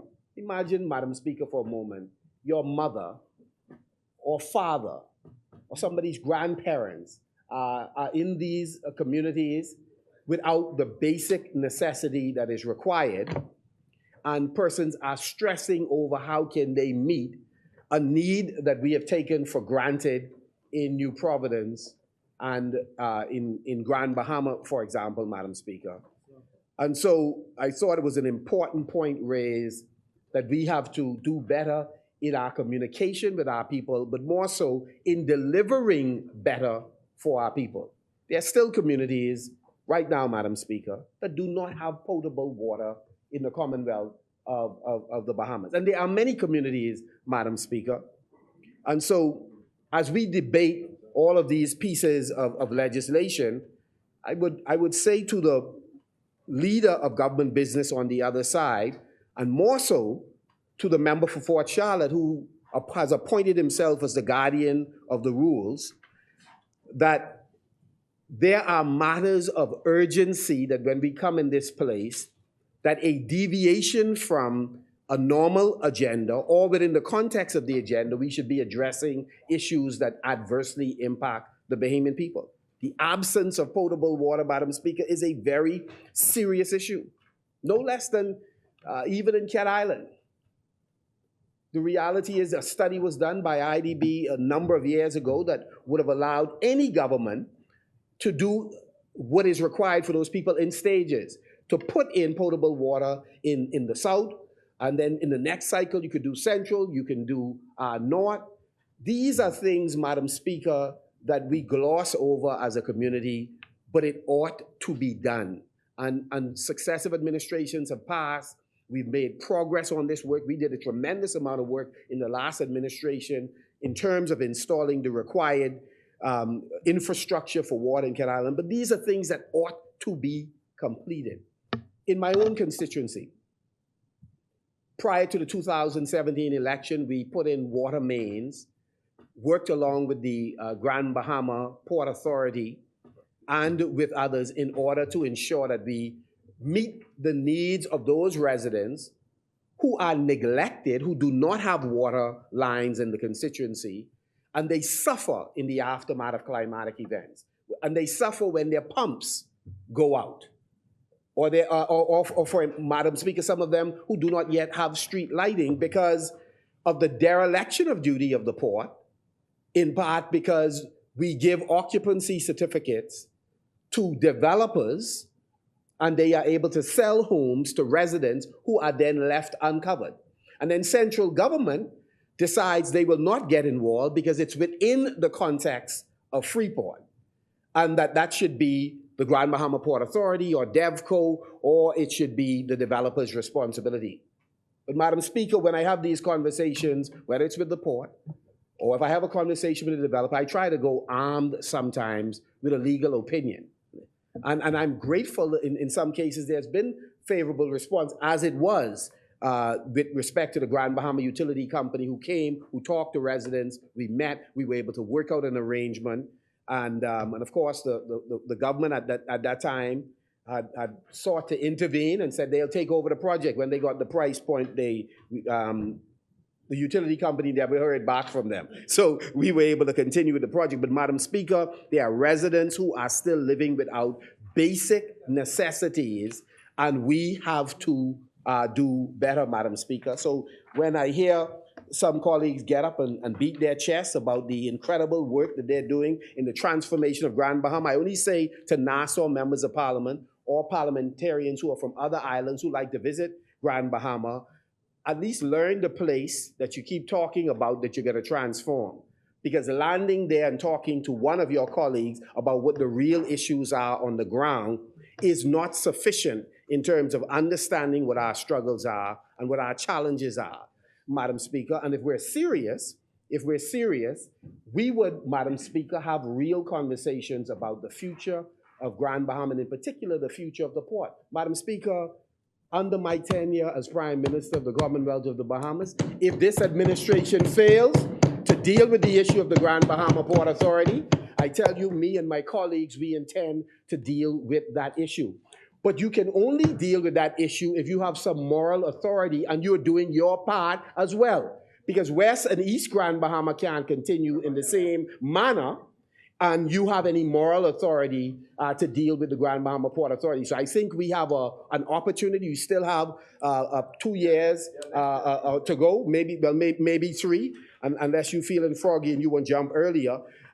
You still have a chance to deal with some serious issue in Grand Bahama. We still be challenged with low water pressure in some areas, a fear of using the water in certain locations, and yet we're contemplating and executing an increase in water bill. But it isn't just the Grand Bahama Port Authority. It is a failure of governments to have an ongoing, very serious dialogue with all of the stakeholders. My colleagues and I, in particular, the member for East Grand Bahama, we and other colleagues met with industrials, some of the largest employers in Grand Bahama, to talk about some of the challenges that they face, including the issue of the bylaws, which we made progress on, that we understand is now stalled, that can give more teeth to the Grand Bahama Port Authority so that they can execute some things that we keep pressuring them to execute.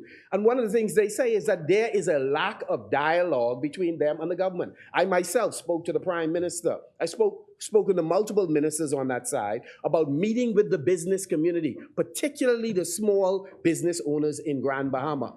And I said, when I spoke to the Prime Minister, I said, part of the reason we are in opposition is because there was insufficient discussion with them. They raised some issues that the member for East Grand Bahama, despite his best efforts, couldn't address because it required some other folks getting in the mix and making those things happen. We paid a price. Sad for Grand Bahama, but fortunately for us, you all are doing the exact same thing right now, and the business community is greatly disillusioned. It is important to engage them.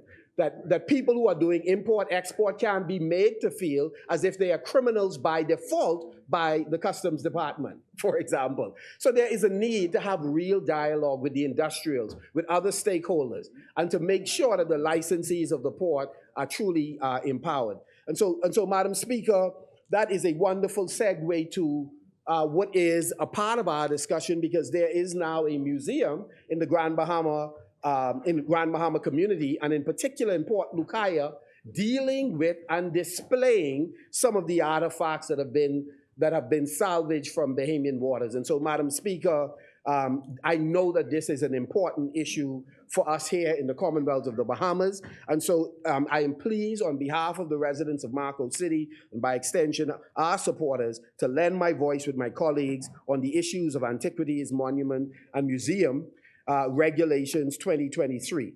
Madam Speaker, the member for St. Anne's has mentioned on more than one occasion, and we have all mentioned on different occasions, there is a need for better coordination of what we do in the Parliament. We have been more than cooperative with the government, and we are deeply concerned with the manner in which things are being dealt with. We say to members opposite, to the member for Cat Island, Rumkins, and Salvador, and to the leader of government business, do not attempt to beat us with any switch you have for anybody else. You say that this is a new day. You have an opposition that's been very cooperative, civil in our discussions with you. We have an opportunity to workshop those amendments and legislation that you bring to the House so that we can have a bipartisan approach on things that are of common interest to all Bahamians. This is one of them. When we brought to Parliament the legislation that sought to protect the biological resources of the Bahamas, we took some time to have some discussions with the various stakeholders to make sure that those biological resources, persons would discontinue coming to the Bahamas, studying, extracting those resources, taking it back to their university or the companies for which they work, and then making millions and millions of dollars without us benefiting from it. Well, similarly, today, this amendment seeks to increase the amount of resources that we are able to get as a country from those things that are in Bahamian waters. Madam Speaker, that's the right thing to do. Any increase, Madam Speaker, is important. But Madam Speaker, this, we believe, is a filler legislation. So let me just be clear. We don't believe that in Cabinet you sat down, had a discussion about this piece of legislation, and you really thought that this was so massive a thing that this would occupy the entire day. We are uncertain why you pulled the last piece of legislation, as we are uncertain on why you had rescheduled the Central Bank Amendment Act 3 times, and also reschedule several other pieces of legislation. But Madam Speaker, one of the things, Madam Speaker, that I think we have an opportunity to do is to hit the reset button on approaching these kinds of legislation in a more comprehensive way. I would have expected, Madam Speaker, for the members opposite in bringing this bill would be to come and give us some of the facts. How many licenses today have been issued in the Bahamas relative to this? To what extent has this administration been armed, and St. Anne's hinted on it? Have you been armed with the information in terms of wrecks that you are already aware of in waters in the Commonwealth of the Bahamas? What is the value, Madam Speaker, of the facility that you intend to put in place where there will be storage of those items that you intend to take possession of, Madam Speaker? Have you done a costing? Have you done any projection around what the facility is going to cost, Madam Speaker, and who will in fact manage the facility? What is the methodology, Madam Speaker? I want to digress just for a second. What is the methodology being used by the AAMC in terms of, Madam Speaker, Bahamians participating on these vessels? I recall when I was the Minister of Agriculture, we had a system where one, for example, Defense Force officer was on the vessel. We learned fairly quickly that that is a system that has to be modified. And no one person should be embedded for any extended period of time for obvious reasons. Do we have qualified persons who are able to monitor what the salvagers are in fact doing in our water? And we learned that with biological resources. We learned that when we were doing the study of some of the pelagic species, and you're trying to figure out whether or not you had a new stream of income, whether it's for the blue crab. Fortunately, we worked with tropic seafood, and they had a wonderful system. It allowed us to work out a methodology on how to address these issues. To what extent are you doing that with the persons who are involved in salvaging in Bahamian waters? But Madam Speaker, the broader issues are for those persons who are doing other things that allow them to do mapping in Bahamian waters. To what extent have they turned over the data that they have found in doing the mapping? One of those groups was mentioned by St. Anne's, those that are looking at mapping the seagrass with respect to carbon credit. But there are many other persons who have been doing mapping because valuation of natural assets is not new. We've been doing this with respect to corals. We've been doing this in terms of trying to assess the damage of cruise ships to the seabed. So all of the persons who have been doing studies, investigations, etc., where is that information resident in government? I don't believe for a moment that Antiquities Monument and Museum should be resident in the office of the Prime Minister. That is something that, Madam Speaker, that ought to be resident in the Department of Culture. We ought to give consideration to it being resident in the Department of either youth, sports and culture, or even education. We should make sure we will be able to get focused attention from Bahamian professionals for these particular agencies, Madam Speaker. Madam Speaker, so let me just say in short, we certainly support the increase, but there's a lot more work to be done. And Madam Speaker, just to correct the record, the conversation has been made, aspersions have been cast on the opposition, giving the sense that we don't have a sense of history and know the value of preserving natural resources. I find that so incredibly disingenuous, Madam Speaker. The buildings that were referred to, were any of them designated as historical buildings? See, because one can make the case that if you rip down an old building that is no longer functional, it really depends on what is the designation of that building or what is unique about the history. Because based on the argument that was offered earlier, we have a whole lot of buildings we can't knock down in the Commonwealth of the Bahamas because they old. And the ones that were mentioned were old and dysfunctional and costly and was a health hazard. Now, if you really want to talk about destroying history, let's talk about an earlier iteration of the Progressive Liberal Party that supported Treasure Sands, when Treasure Sands, then developer, savaged the area at Carlton Point at the entrance of Treasure Key. Here was an area where we found, and it was documented by Bahamian professionals, the ballast and other artifacts from vessels that had shipwrecked, and all of those artifacts then were washed ashore. And so at the entrance of Treasure Key, no, in Abaco. And so you had the same professionals who you all have referenced in this debate, who came down, saw the site, collected the artifacts, verified that it's a space that should be preserved, and the then government permitted using, by the way, some equipment by a former senator of the then government to actually run fill over the entire area to create a pathway.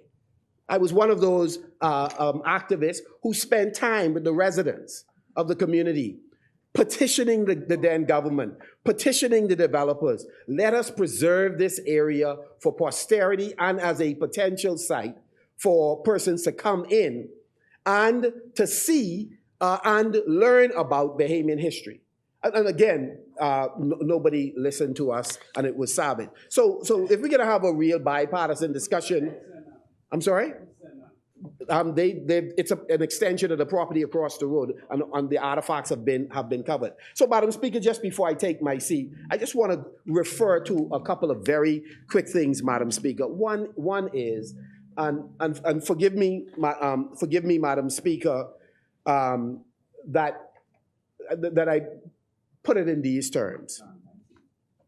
Madam Speaker, we came to this house when we were discussing the Central Bank Act.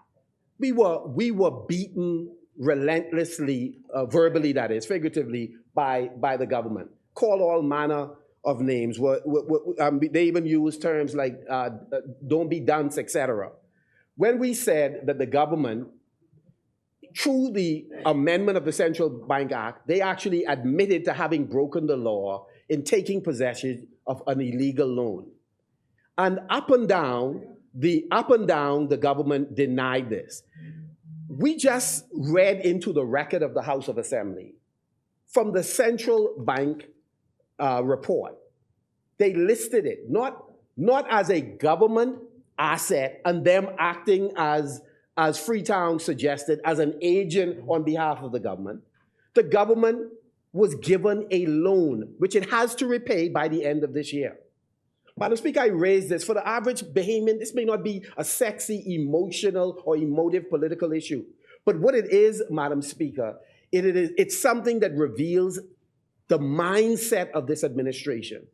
A willingness to break the law. And Madam Speaker, and have no less than a government agency indicate that they have done so. And Madam Speaker, this isn't just one issue. This is one of several issues.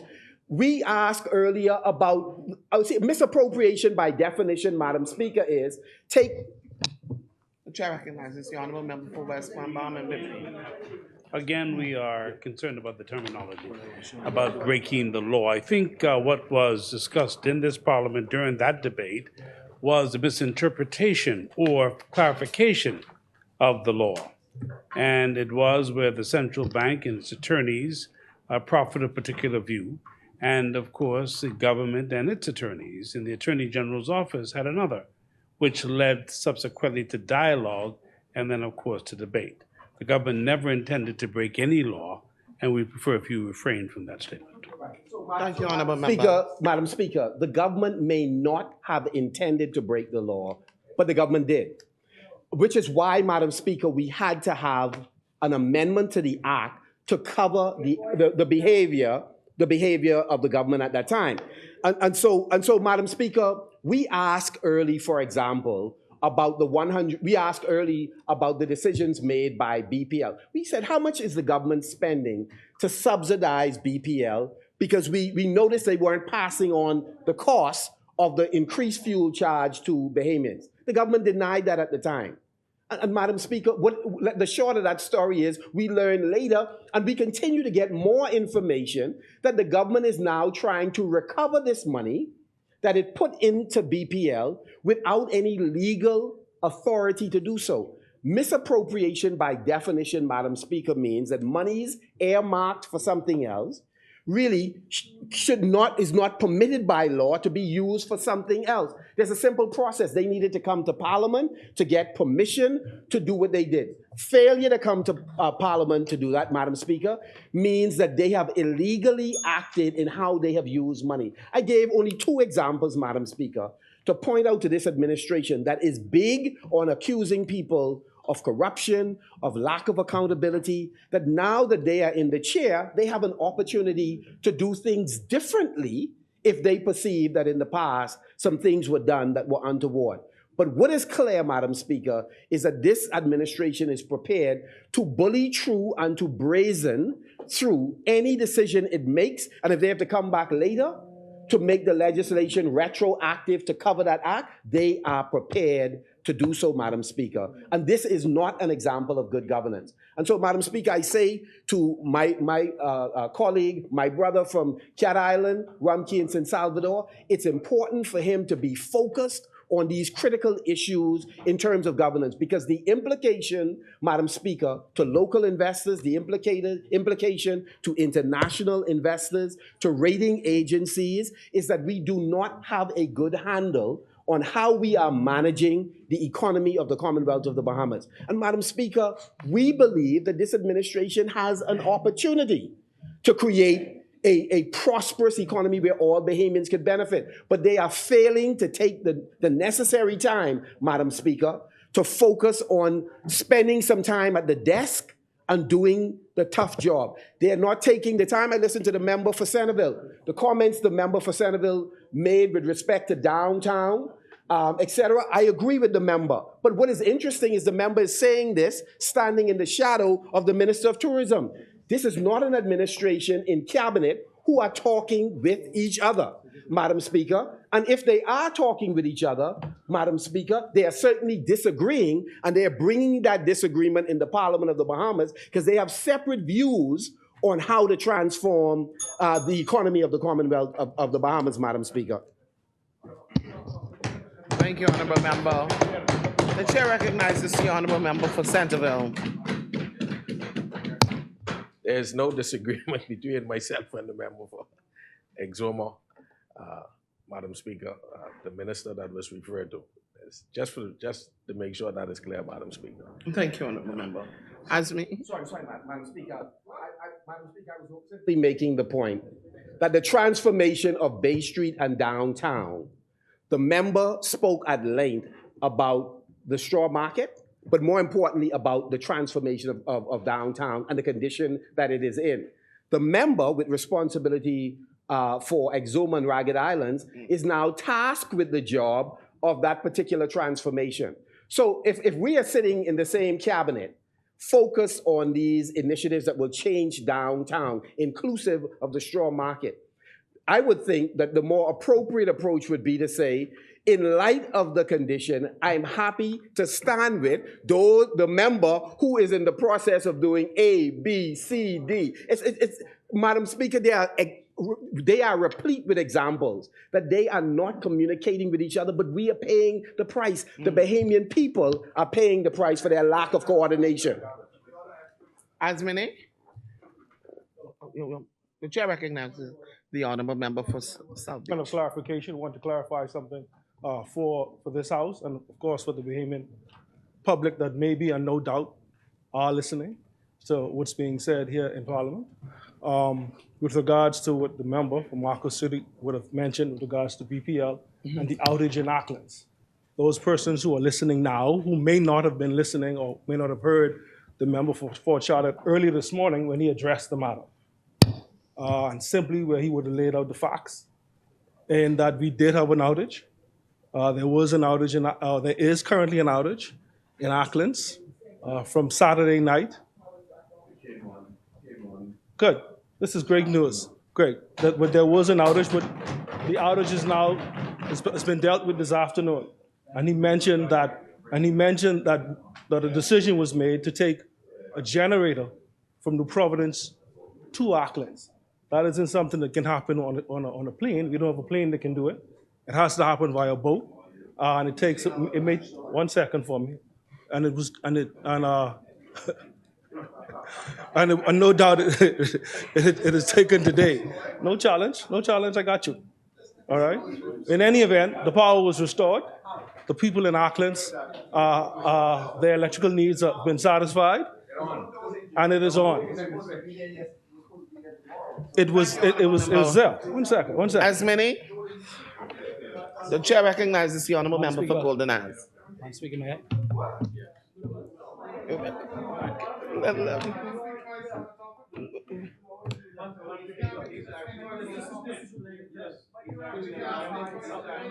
Honourable Member, I understand what you said, but we've already gone over that. You put it on the records of the floor that Auckland had a power outage. The member spoke to it, and now the Honourable Member for South Beach said we are now restored. I'm relaxed, member. I'm relaxed. Allow the member to please. Madam Speaker.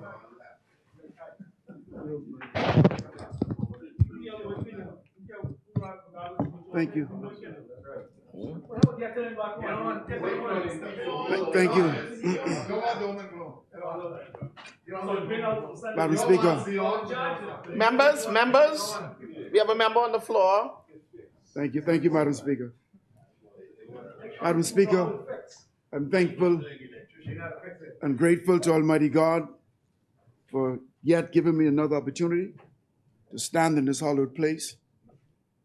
And I stand and I'm thankful to the people of the great constituency of Golden Isles for allowing me to be here to represent them. If you permit me, Madam Speaker, just to speak for a few things that occurred in our constituency, we're continuing to work to ensure that our constituents enjoy the best possible quality of life. Our program to foster better health and fellowship is ongoing. The Golden Isles Fitness Club, they continue to meet every Monday, Wednesday, and Friday at 6:30 in the evening on Bacardi Park.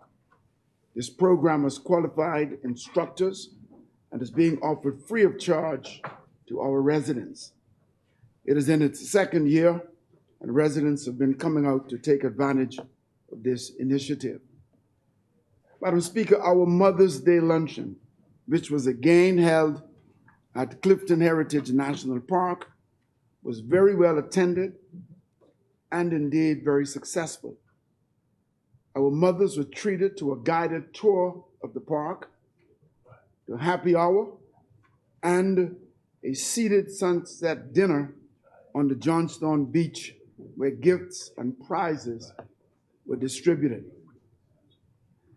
Madam Speaker, this has become a tradition for us, and we're inviting mothers who were unable to attend this year to make plans, by God's grace, to join us next year.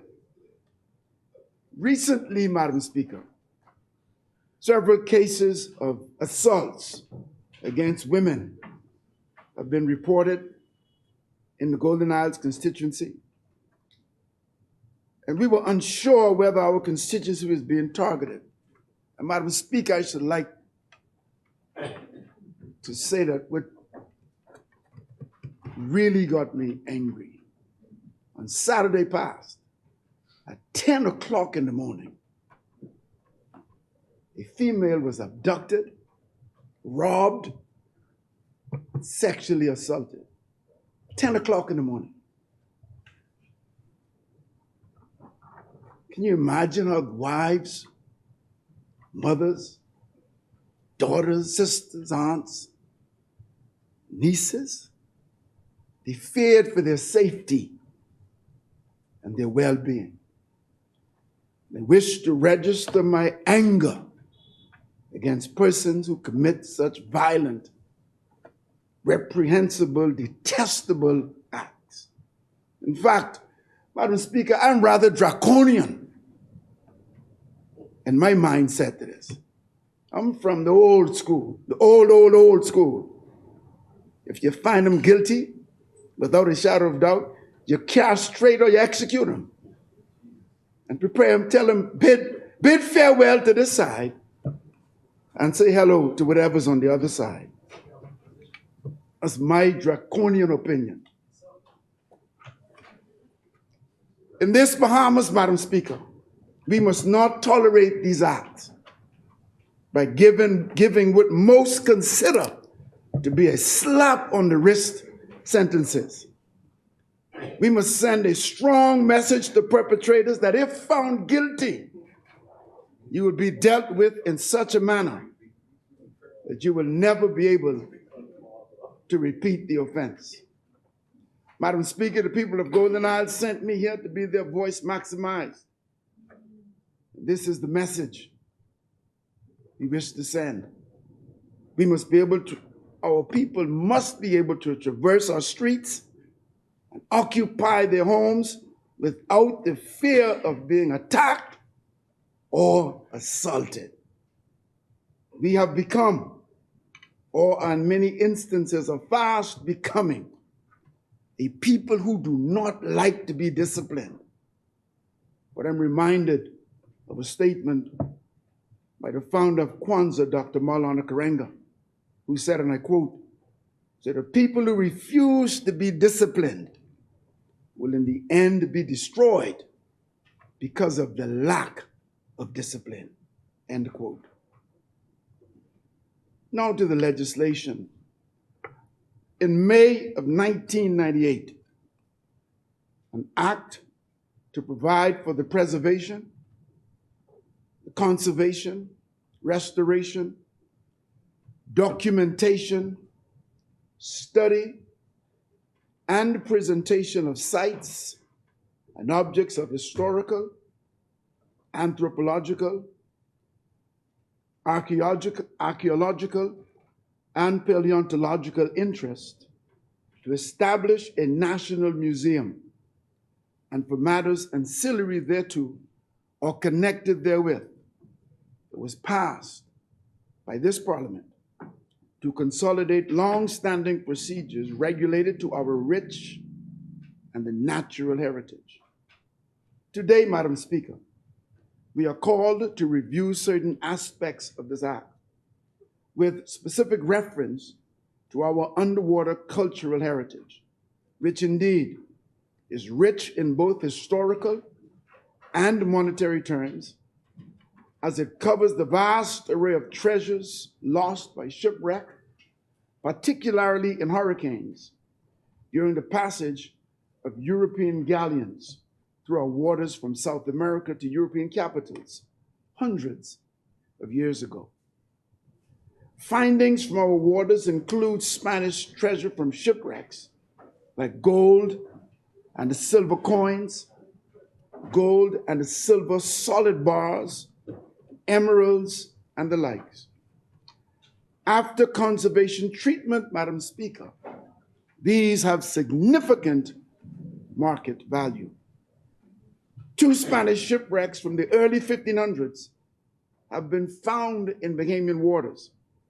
This provides evidence that the Bahamas was an important segment of international shipping routes since the early 1500s, over some 500 years by now. Madam Speaker, today, we are upgrading our capability to stake claim for the Bahamian people to our underwater cultural heritage. The more equitable division of this historic underwater cultural heritage recovered from Bahamian waters ensures that a now independent Bahamas controls the narrative over its historic role in international transportation linkages. The Bahamas government is ensuring that we have trained Bahamian personnel in place to oversee and to manage every phase of this process.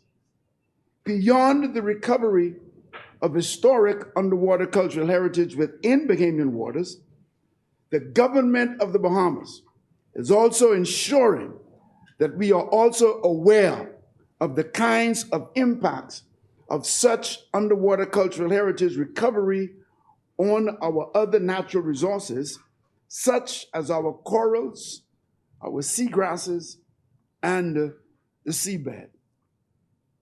The Bahamas has been gifted with many natural resources in our waters, and the provisions of these amendments are to ensure that we have the full capability to be able to monitor the health of our natural resources. In this era of global warming, it has become especially important for small island developing states like the Bahamas to have a full assessment of its natural resources on land and underwater. The recovery of our underwater cultural heritage is to be balanced with the continued protection of our invaluable underwater natural resources. So to this end, Madam Speaker, the Bahamas is currently making a thorough assessment of our carbon resources on land and underwater. Our underwater natural resources, our coral reefs, our seagrass, etc. Our coral reefs, which contribute to us having so many types of fish and conch in our waters. Our coral reefs under attack, the skiddle-dee, disease. We're thankful that there's help in remediating that. Our seagrass, it's been proven to be an area of carbon sequestration, stores carbon, and in the world of carbon credits, will prove to be extremely valuable to us. They also provide food for fish, for turtles, also shelter for conch and lobster. or turtles, nor fish. Madam Speaker, with the development of technology,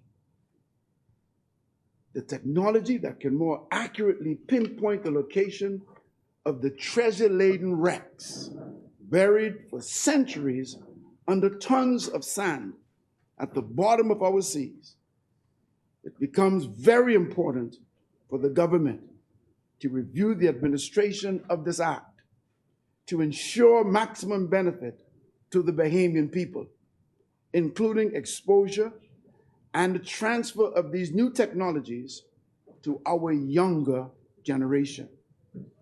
In this regard, Madam Speaker, my attention is drawn to the amendment of Regulation 3 of the Principal Regulations by the insertion immediately after paragraph 4 of the following new paragraph in 5. And I quote says, an exploration license or a recovery license may include such conditions as the minister considers appropriate, including but not limited to permitting students on the ship. And I'd like to repeat the ending of it, including but not limited to permitting students on the ship. Madam Speaker, this is groundbreaking.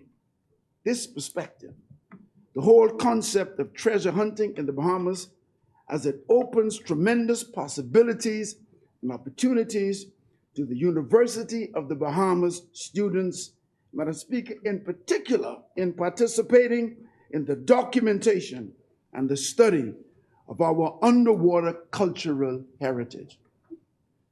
Madam Speaker, it's in this regard. Madam Speaker, I was just wishing, hoping that the insertion would have specified and would have said, rather than just students, but it just said Bahamian students, so that we could really, really take full advantage of these tremendous opportunities that would become available. You see, Madam Speaker, too often in the past, we have allowed technical skills and knowledge to slip through our fingers without leaving a trace of knowledge behind. Bahamian students gaining expertise in this area, in the future, they will be able to play key roles in the exploration and recovery of underwater artifacts with significant remuneration, not only for themselves, but for the wider Bahamian community. Madam Speaker, this amendment alone compels me to give my full support to this bill, and at the same time, congratulate, Madam Speaker, the Minister, to congratulate the Antiquities, the Monuments and Museum Corporation, Dr. Curry, Dr. Grace Turner, and those others for their keen insight and for their far-sightedness. This is a timely, progressive legislation, and Golden Isles supports it. May Almighty God, Yahweh Elohim, continue to bless the Commonwealth of the Bahamas and make the wealth more common. Golden Isles rest. Thank you, Honorable Member. Asmini?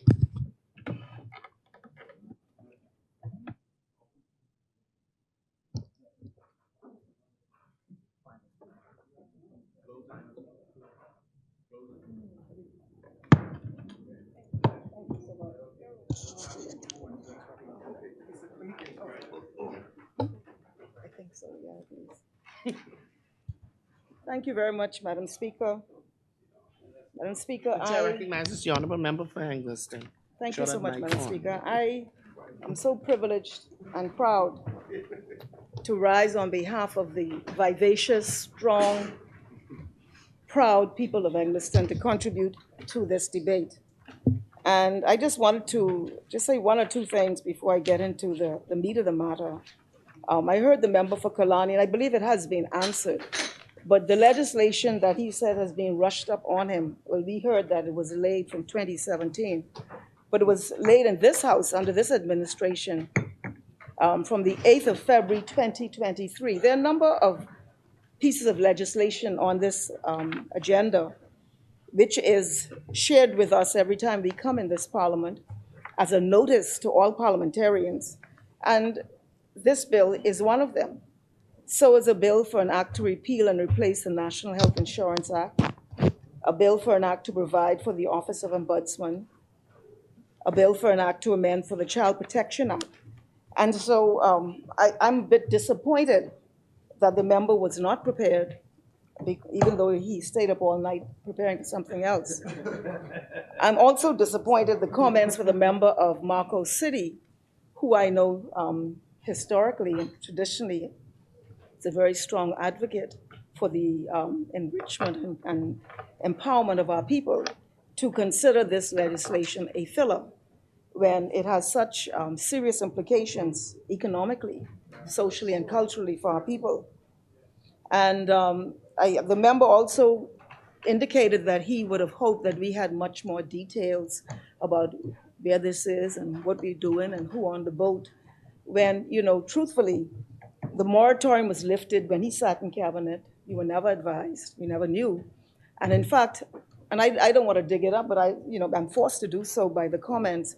When I sat over there, I specifically asked whether a license had been issued to someone or an entity. And it was said in this House with the then Prime Minister, and the member was here, that no license had been given. But we now know not only was the moratorium lifted without any information or notice, but that a license had been issued, and it was not disclosed in this Parliament, even when asked to do so. And so I just say that, and to get on to the meat of this matter, I am very proud to contribute to this particular piece of legislation in this, our 50th year of independence. In this year, and in the years preceding, but particularly in the 50th, our people have heightened expectations and burning aspirations. They look to us as policymakers to create the landscape and a thriving environment for their progress, for our progress, and for prosperity and the facilitation of a decent and happy life. These things mandate that we as policymakers cannot simply perpetuate a status quo. We must have the courage and political will to shift paradigms, to creatively innovate, and to move beyond aged and old parameters which have historically constricted our true progress. This is a larger discussion, not necessarily for today, but touches and concerns the subject matter of this debate today, which seeks to amend current legislation by shifting the share allocation from 75-25 to 50-50. It also speaks to building capacity in this sphere by the creation of an archaeology section and recruiting of scientists to be specifically trained in this field, and to create a conservation lab to preserve the government's share, to promote technology and collaboration between the University of the Bahamas and other tertiary institutions. I just want to go through that again because the member thought this was a filler. This touches a shifting of share allocation for the Bahamian people. It seeks to build capacity in areas never before developed or even anticipated, perhaps by many.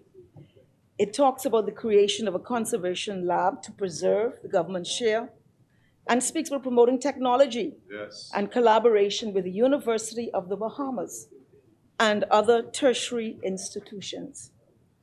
Quite contrary to what has been advanced here, there has been legislation dating back to 1965.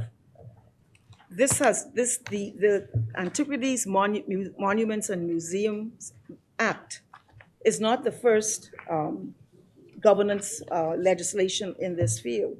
The abandoned wreck legislation has been in effect and has guided policymakers throughout the many years. The amendment came later. And under this particular legislation, this is really the genesis of how we see this.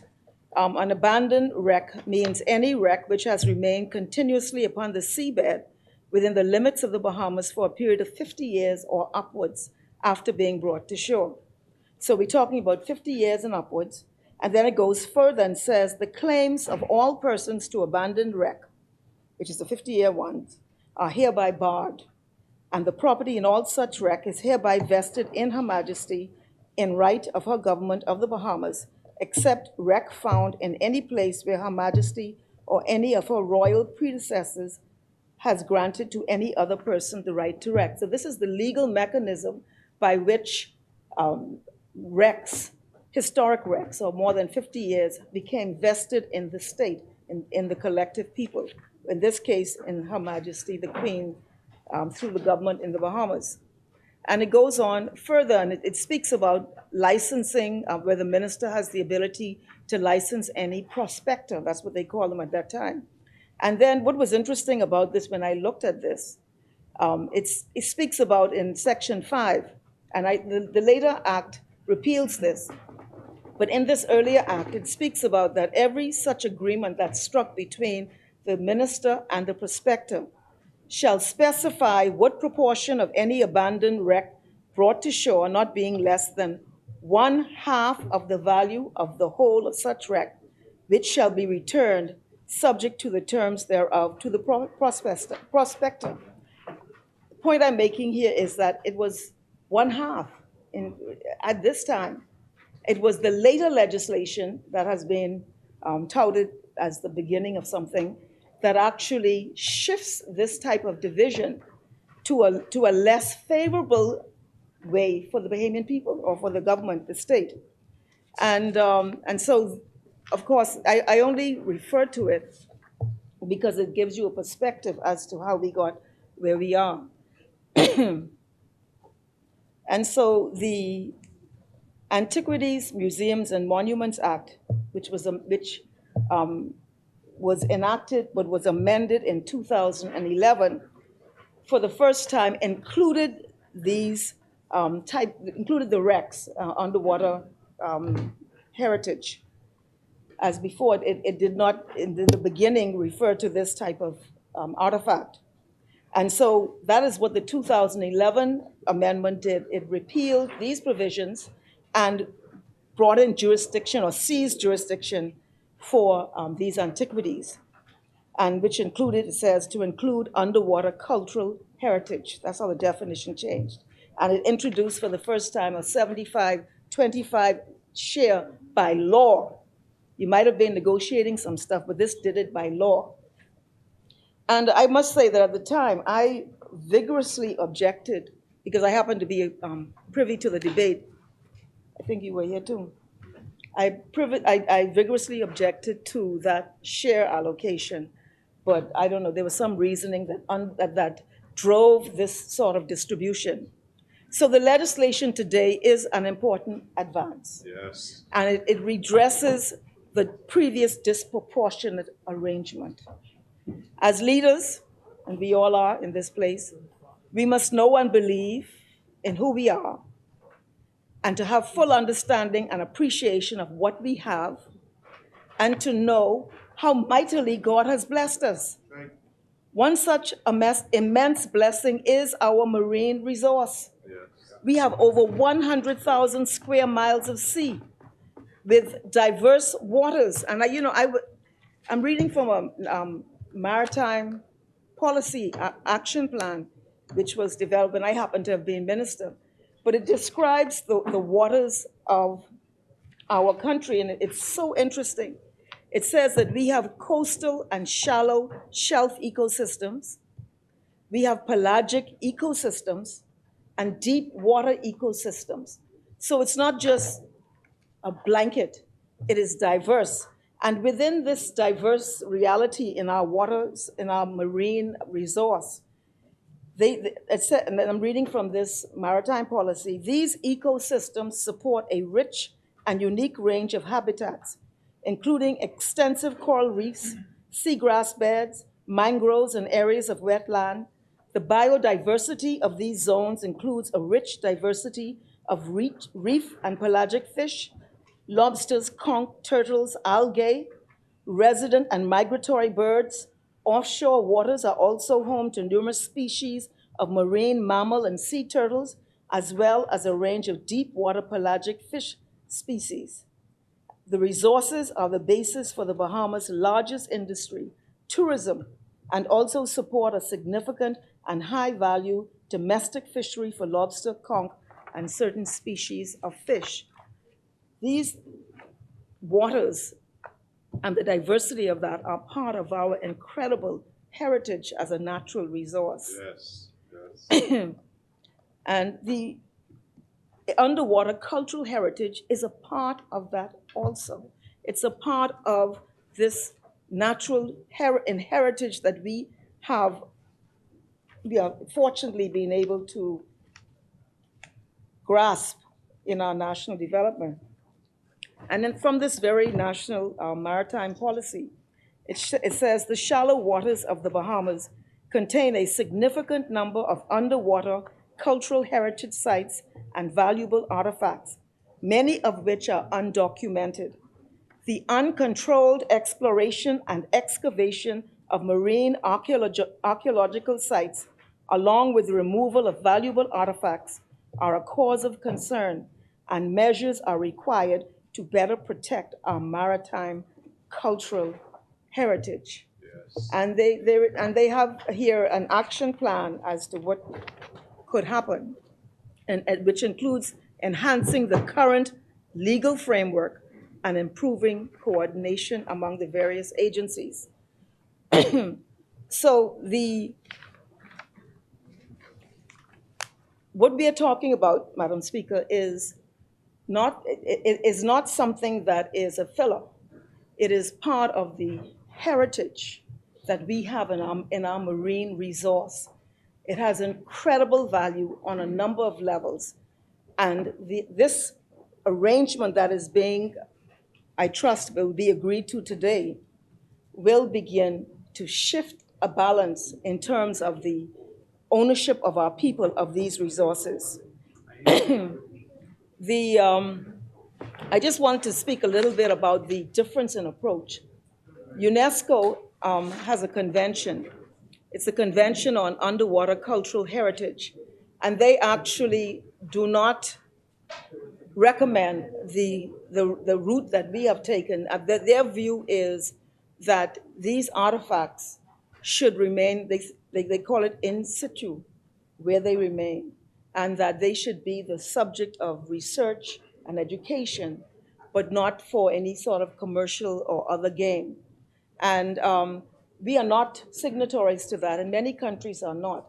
I give this background to say that we have chosen a different route.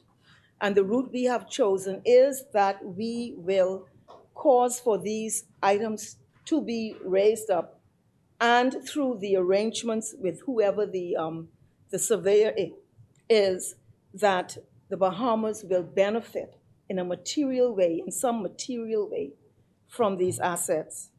And that is why the framework for the management and use of these natural resources and national resources must be clarified and be made clear, so that we are able to understand how they are used for the collective good. Section 17 of the Principal Act, which we are amending, the Antiquities, Monuments, and Museum Act, speaks to, and this was anticipated when the legislation was first enacted. It speaks to the establishment of a museum to be known as the National Museum of the Bahamas. And this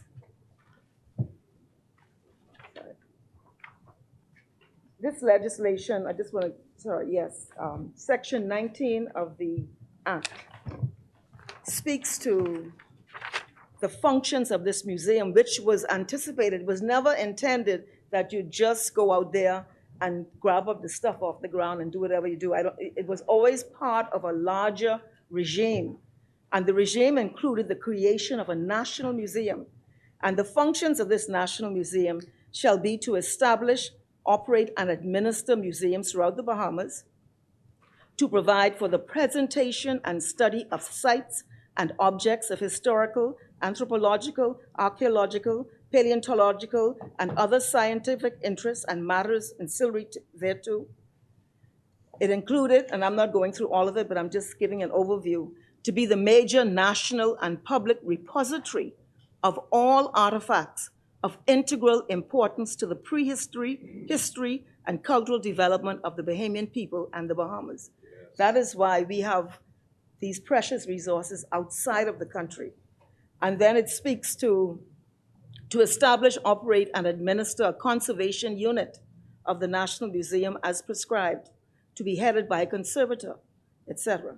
And then finally, the last thing I'll refer to establish, operate, and administer an historical site unit of the National Museum as prescribed, to be headed by a surveyor or architect or other appropriate person. And I just want to say that the Prime Minister, being privy to this legislation, has mandated that this long discussed museum, which should have been, let me see when this act was passed. This act was passed in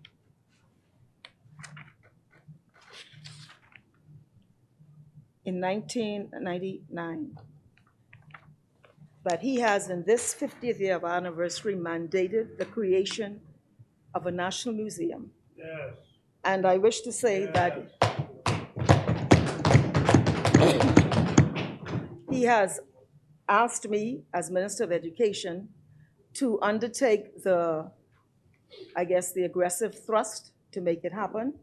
In our preliminary discussions, we have had meetings with UNESCO and a consultant in the region.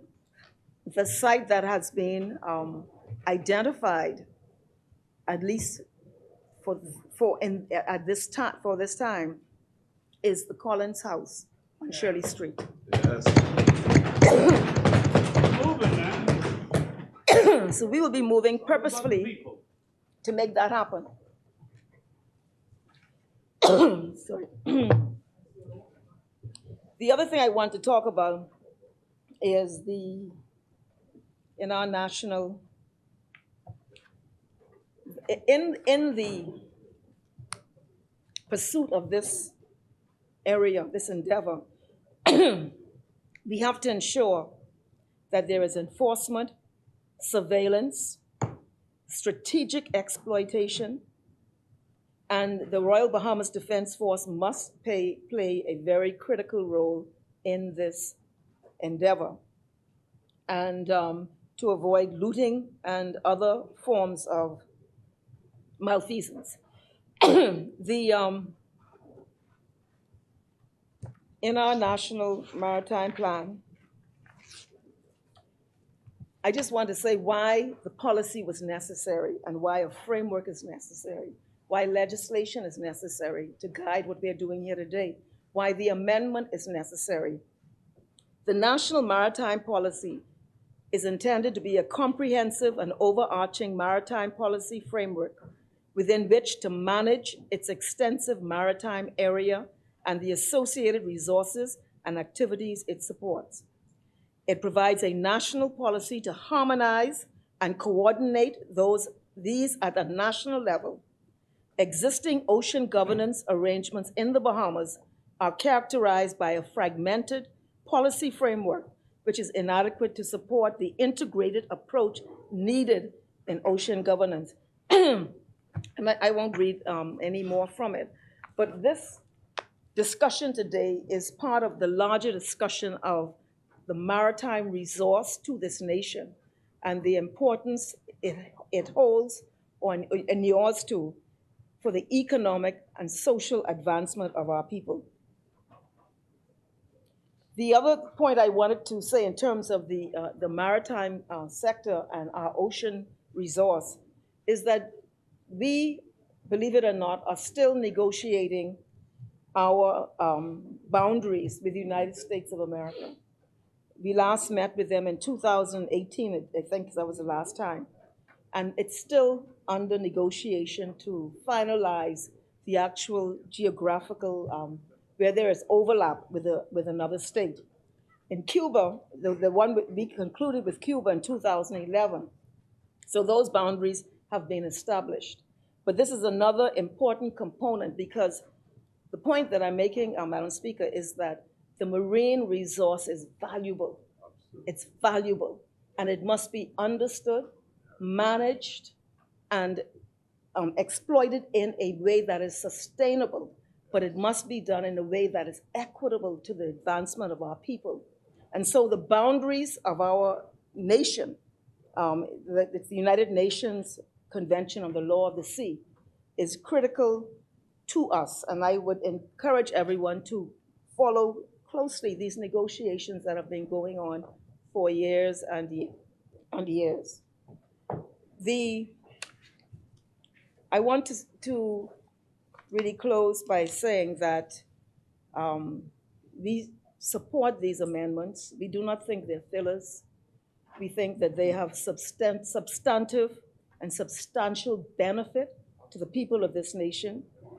The amendments in particular, 2B and 3, where they speak about any artifacts recovered by a licensee under a license to survey for, recover underwater cultural heritage shall be shared between the government and the licensee, with each to receive 50% of the total value measured by points. Bearing in mind, the previous arrangement is that the Bahamian people got 25% and the surveyor 75%. And the second thing is that and it also gives that notwithstanding that arrangement, the government still has the right, and I will read that they can retain artifacts which are important to the protection of the national patrimony, which may exceed the government's 50%. So we continue to protect that interest in certain years, with the imbalance to be corrected by future divisions. So we continue to have a guiding, predominant hand in how these assets are managed and distributed. So I think in summarizing this, I think this conversation is a very important one, and it's one that we believe that will ultimately inure to, I think the member for Marco City spoke about culture, our cultural advancement and growth. I think East Grand Bahama also spoke about the meaning of these things within the context of these oceans and waters and seas long before any of us were ever here, but part of the psychic experience of generations or ancestors, not our ancestors necessarily, but people long before we were ever here, or our ancestors were here. And I think that the fact that the legislation now creates a fairer distribution, but it has cause for this administration to bring a focus to the larger framework, which includes the National Museum, which will allow for all of those artifacts that are outside of this country to be repatriated back to the Bahamas as the ownership and patrimony of our people. And so we say that we support this legislation, which provides for a fairer share of underwater cultural heritage in more defined terms, and the time for exploration and or recovery is managed in a more efficient way. We believe it's a step forward in fortifying our economic and cultural strength as a people, and it is propitious that it comes in this, our 50th year of independence.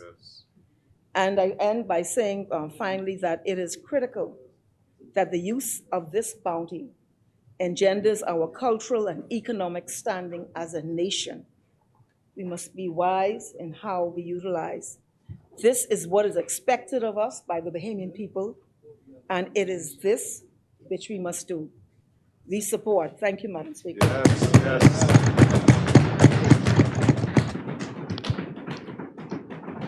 Thank you, Honorable Member. It has been moved and seconded that the following bill be read a second time and committed.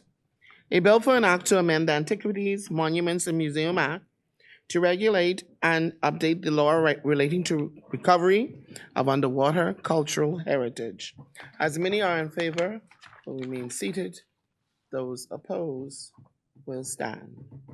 Order that the bill be read a second time and committed. A bill for an act to amend the Antiquities, Monuments, and Museums Act to regulate and update the law relating to recovery of underwater cultural heritage. For the second reading of bills, Second readings, Madam Speaker, but I now move that the House resolves itself into committee of the whole with the Deputy Speaker in the chair. thank you, Honorable Member. Thank you, Honorable Member. It has been moved and seconded that the House do now resolve itself into the Committee of the Whole with the Deputy Speaker and the Chair. As many are in favor, will remain seated. Those opposed will stand. The motion is carried. The House will now resolve itself into the Committee of the Whole with the Deputy Speaker and the Chair.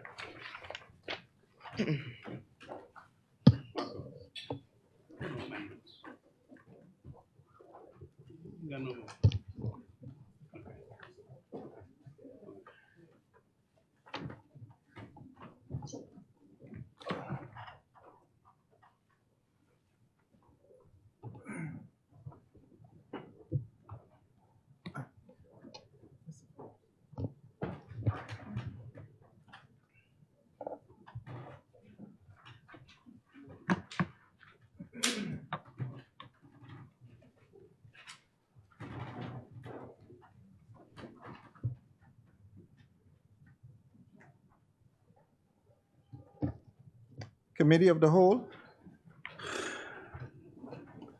Mr. Chair, I now move that the long title of the Antiquities, Monuments, and Museum Amendment Bill 2023 be agreed. It has been moved and seconded that the long title of the bill be agreed. As many as are in favor will remain seated. Those opposed will stand. The long title of the bill is agreed. Mr. Deputy, I now move that the short title of the bill be agreed. Is there a seconder? Seconded.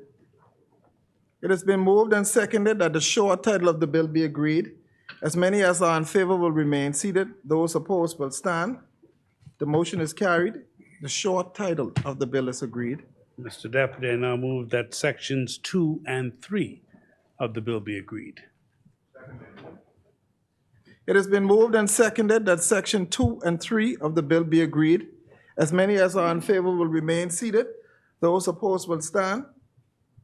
The motion is carried. Section 2 and 3 of the bill is agreed. Mr. Deputy, I now move that the bill in its entirety be agreed. It has been moved and seconded that the bill in its entirety be agreed. As many as are in favor will remain seated. Those opposed will stand. The motion is carried. The bill in its entirety is agreed.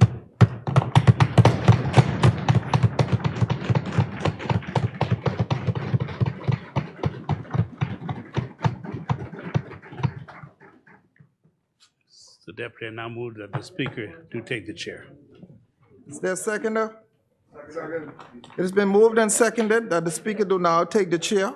As many as are in favor will remain seated. Those opposed will stand. The motion is carried. The Speaker will now take the chair. It's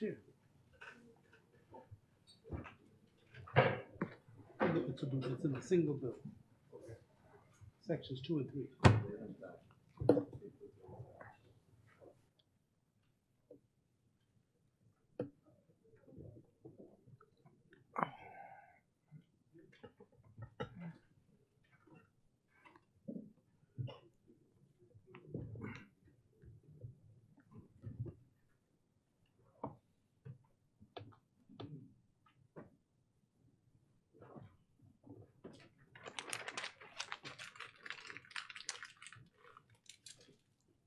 Madam Speaker, I beg you to report that the committee have examined several bills making no amendments thereto.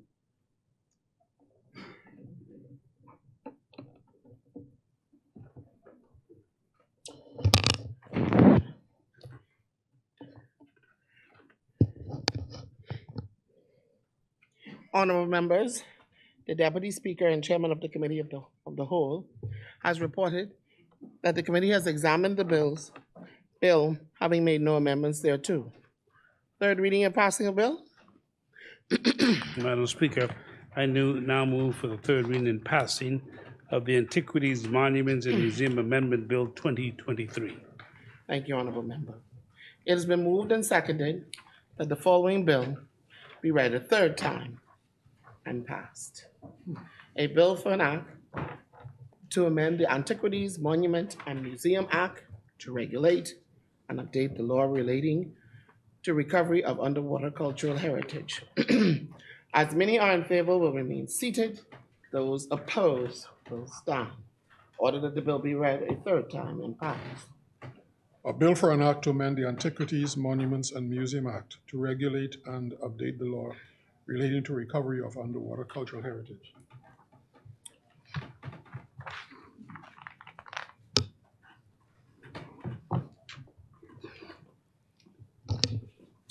Ordered that the bill do now pass and the title thereof declared to be Antiquities, Monument, and Museum Amendment Bill 2023. For the third reading.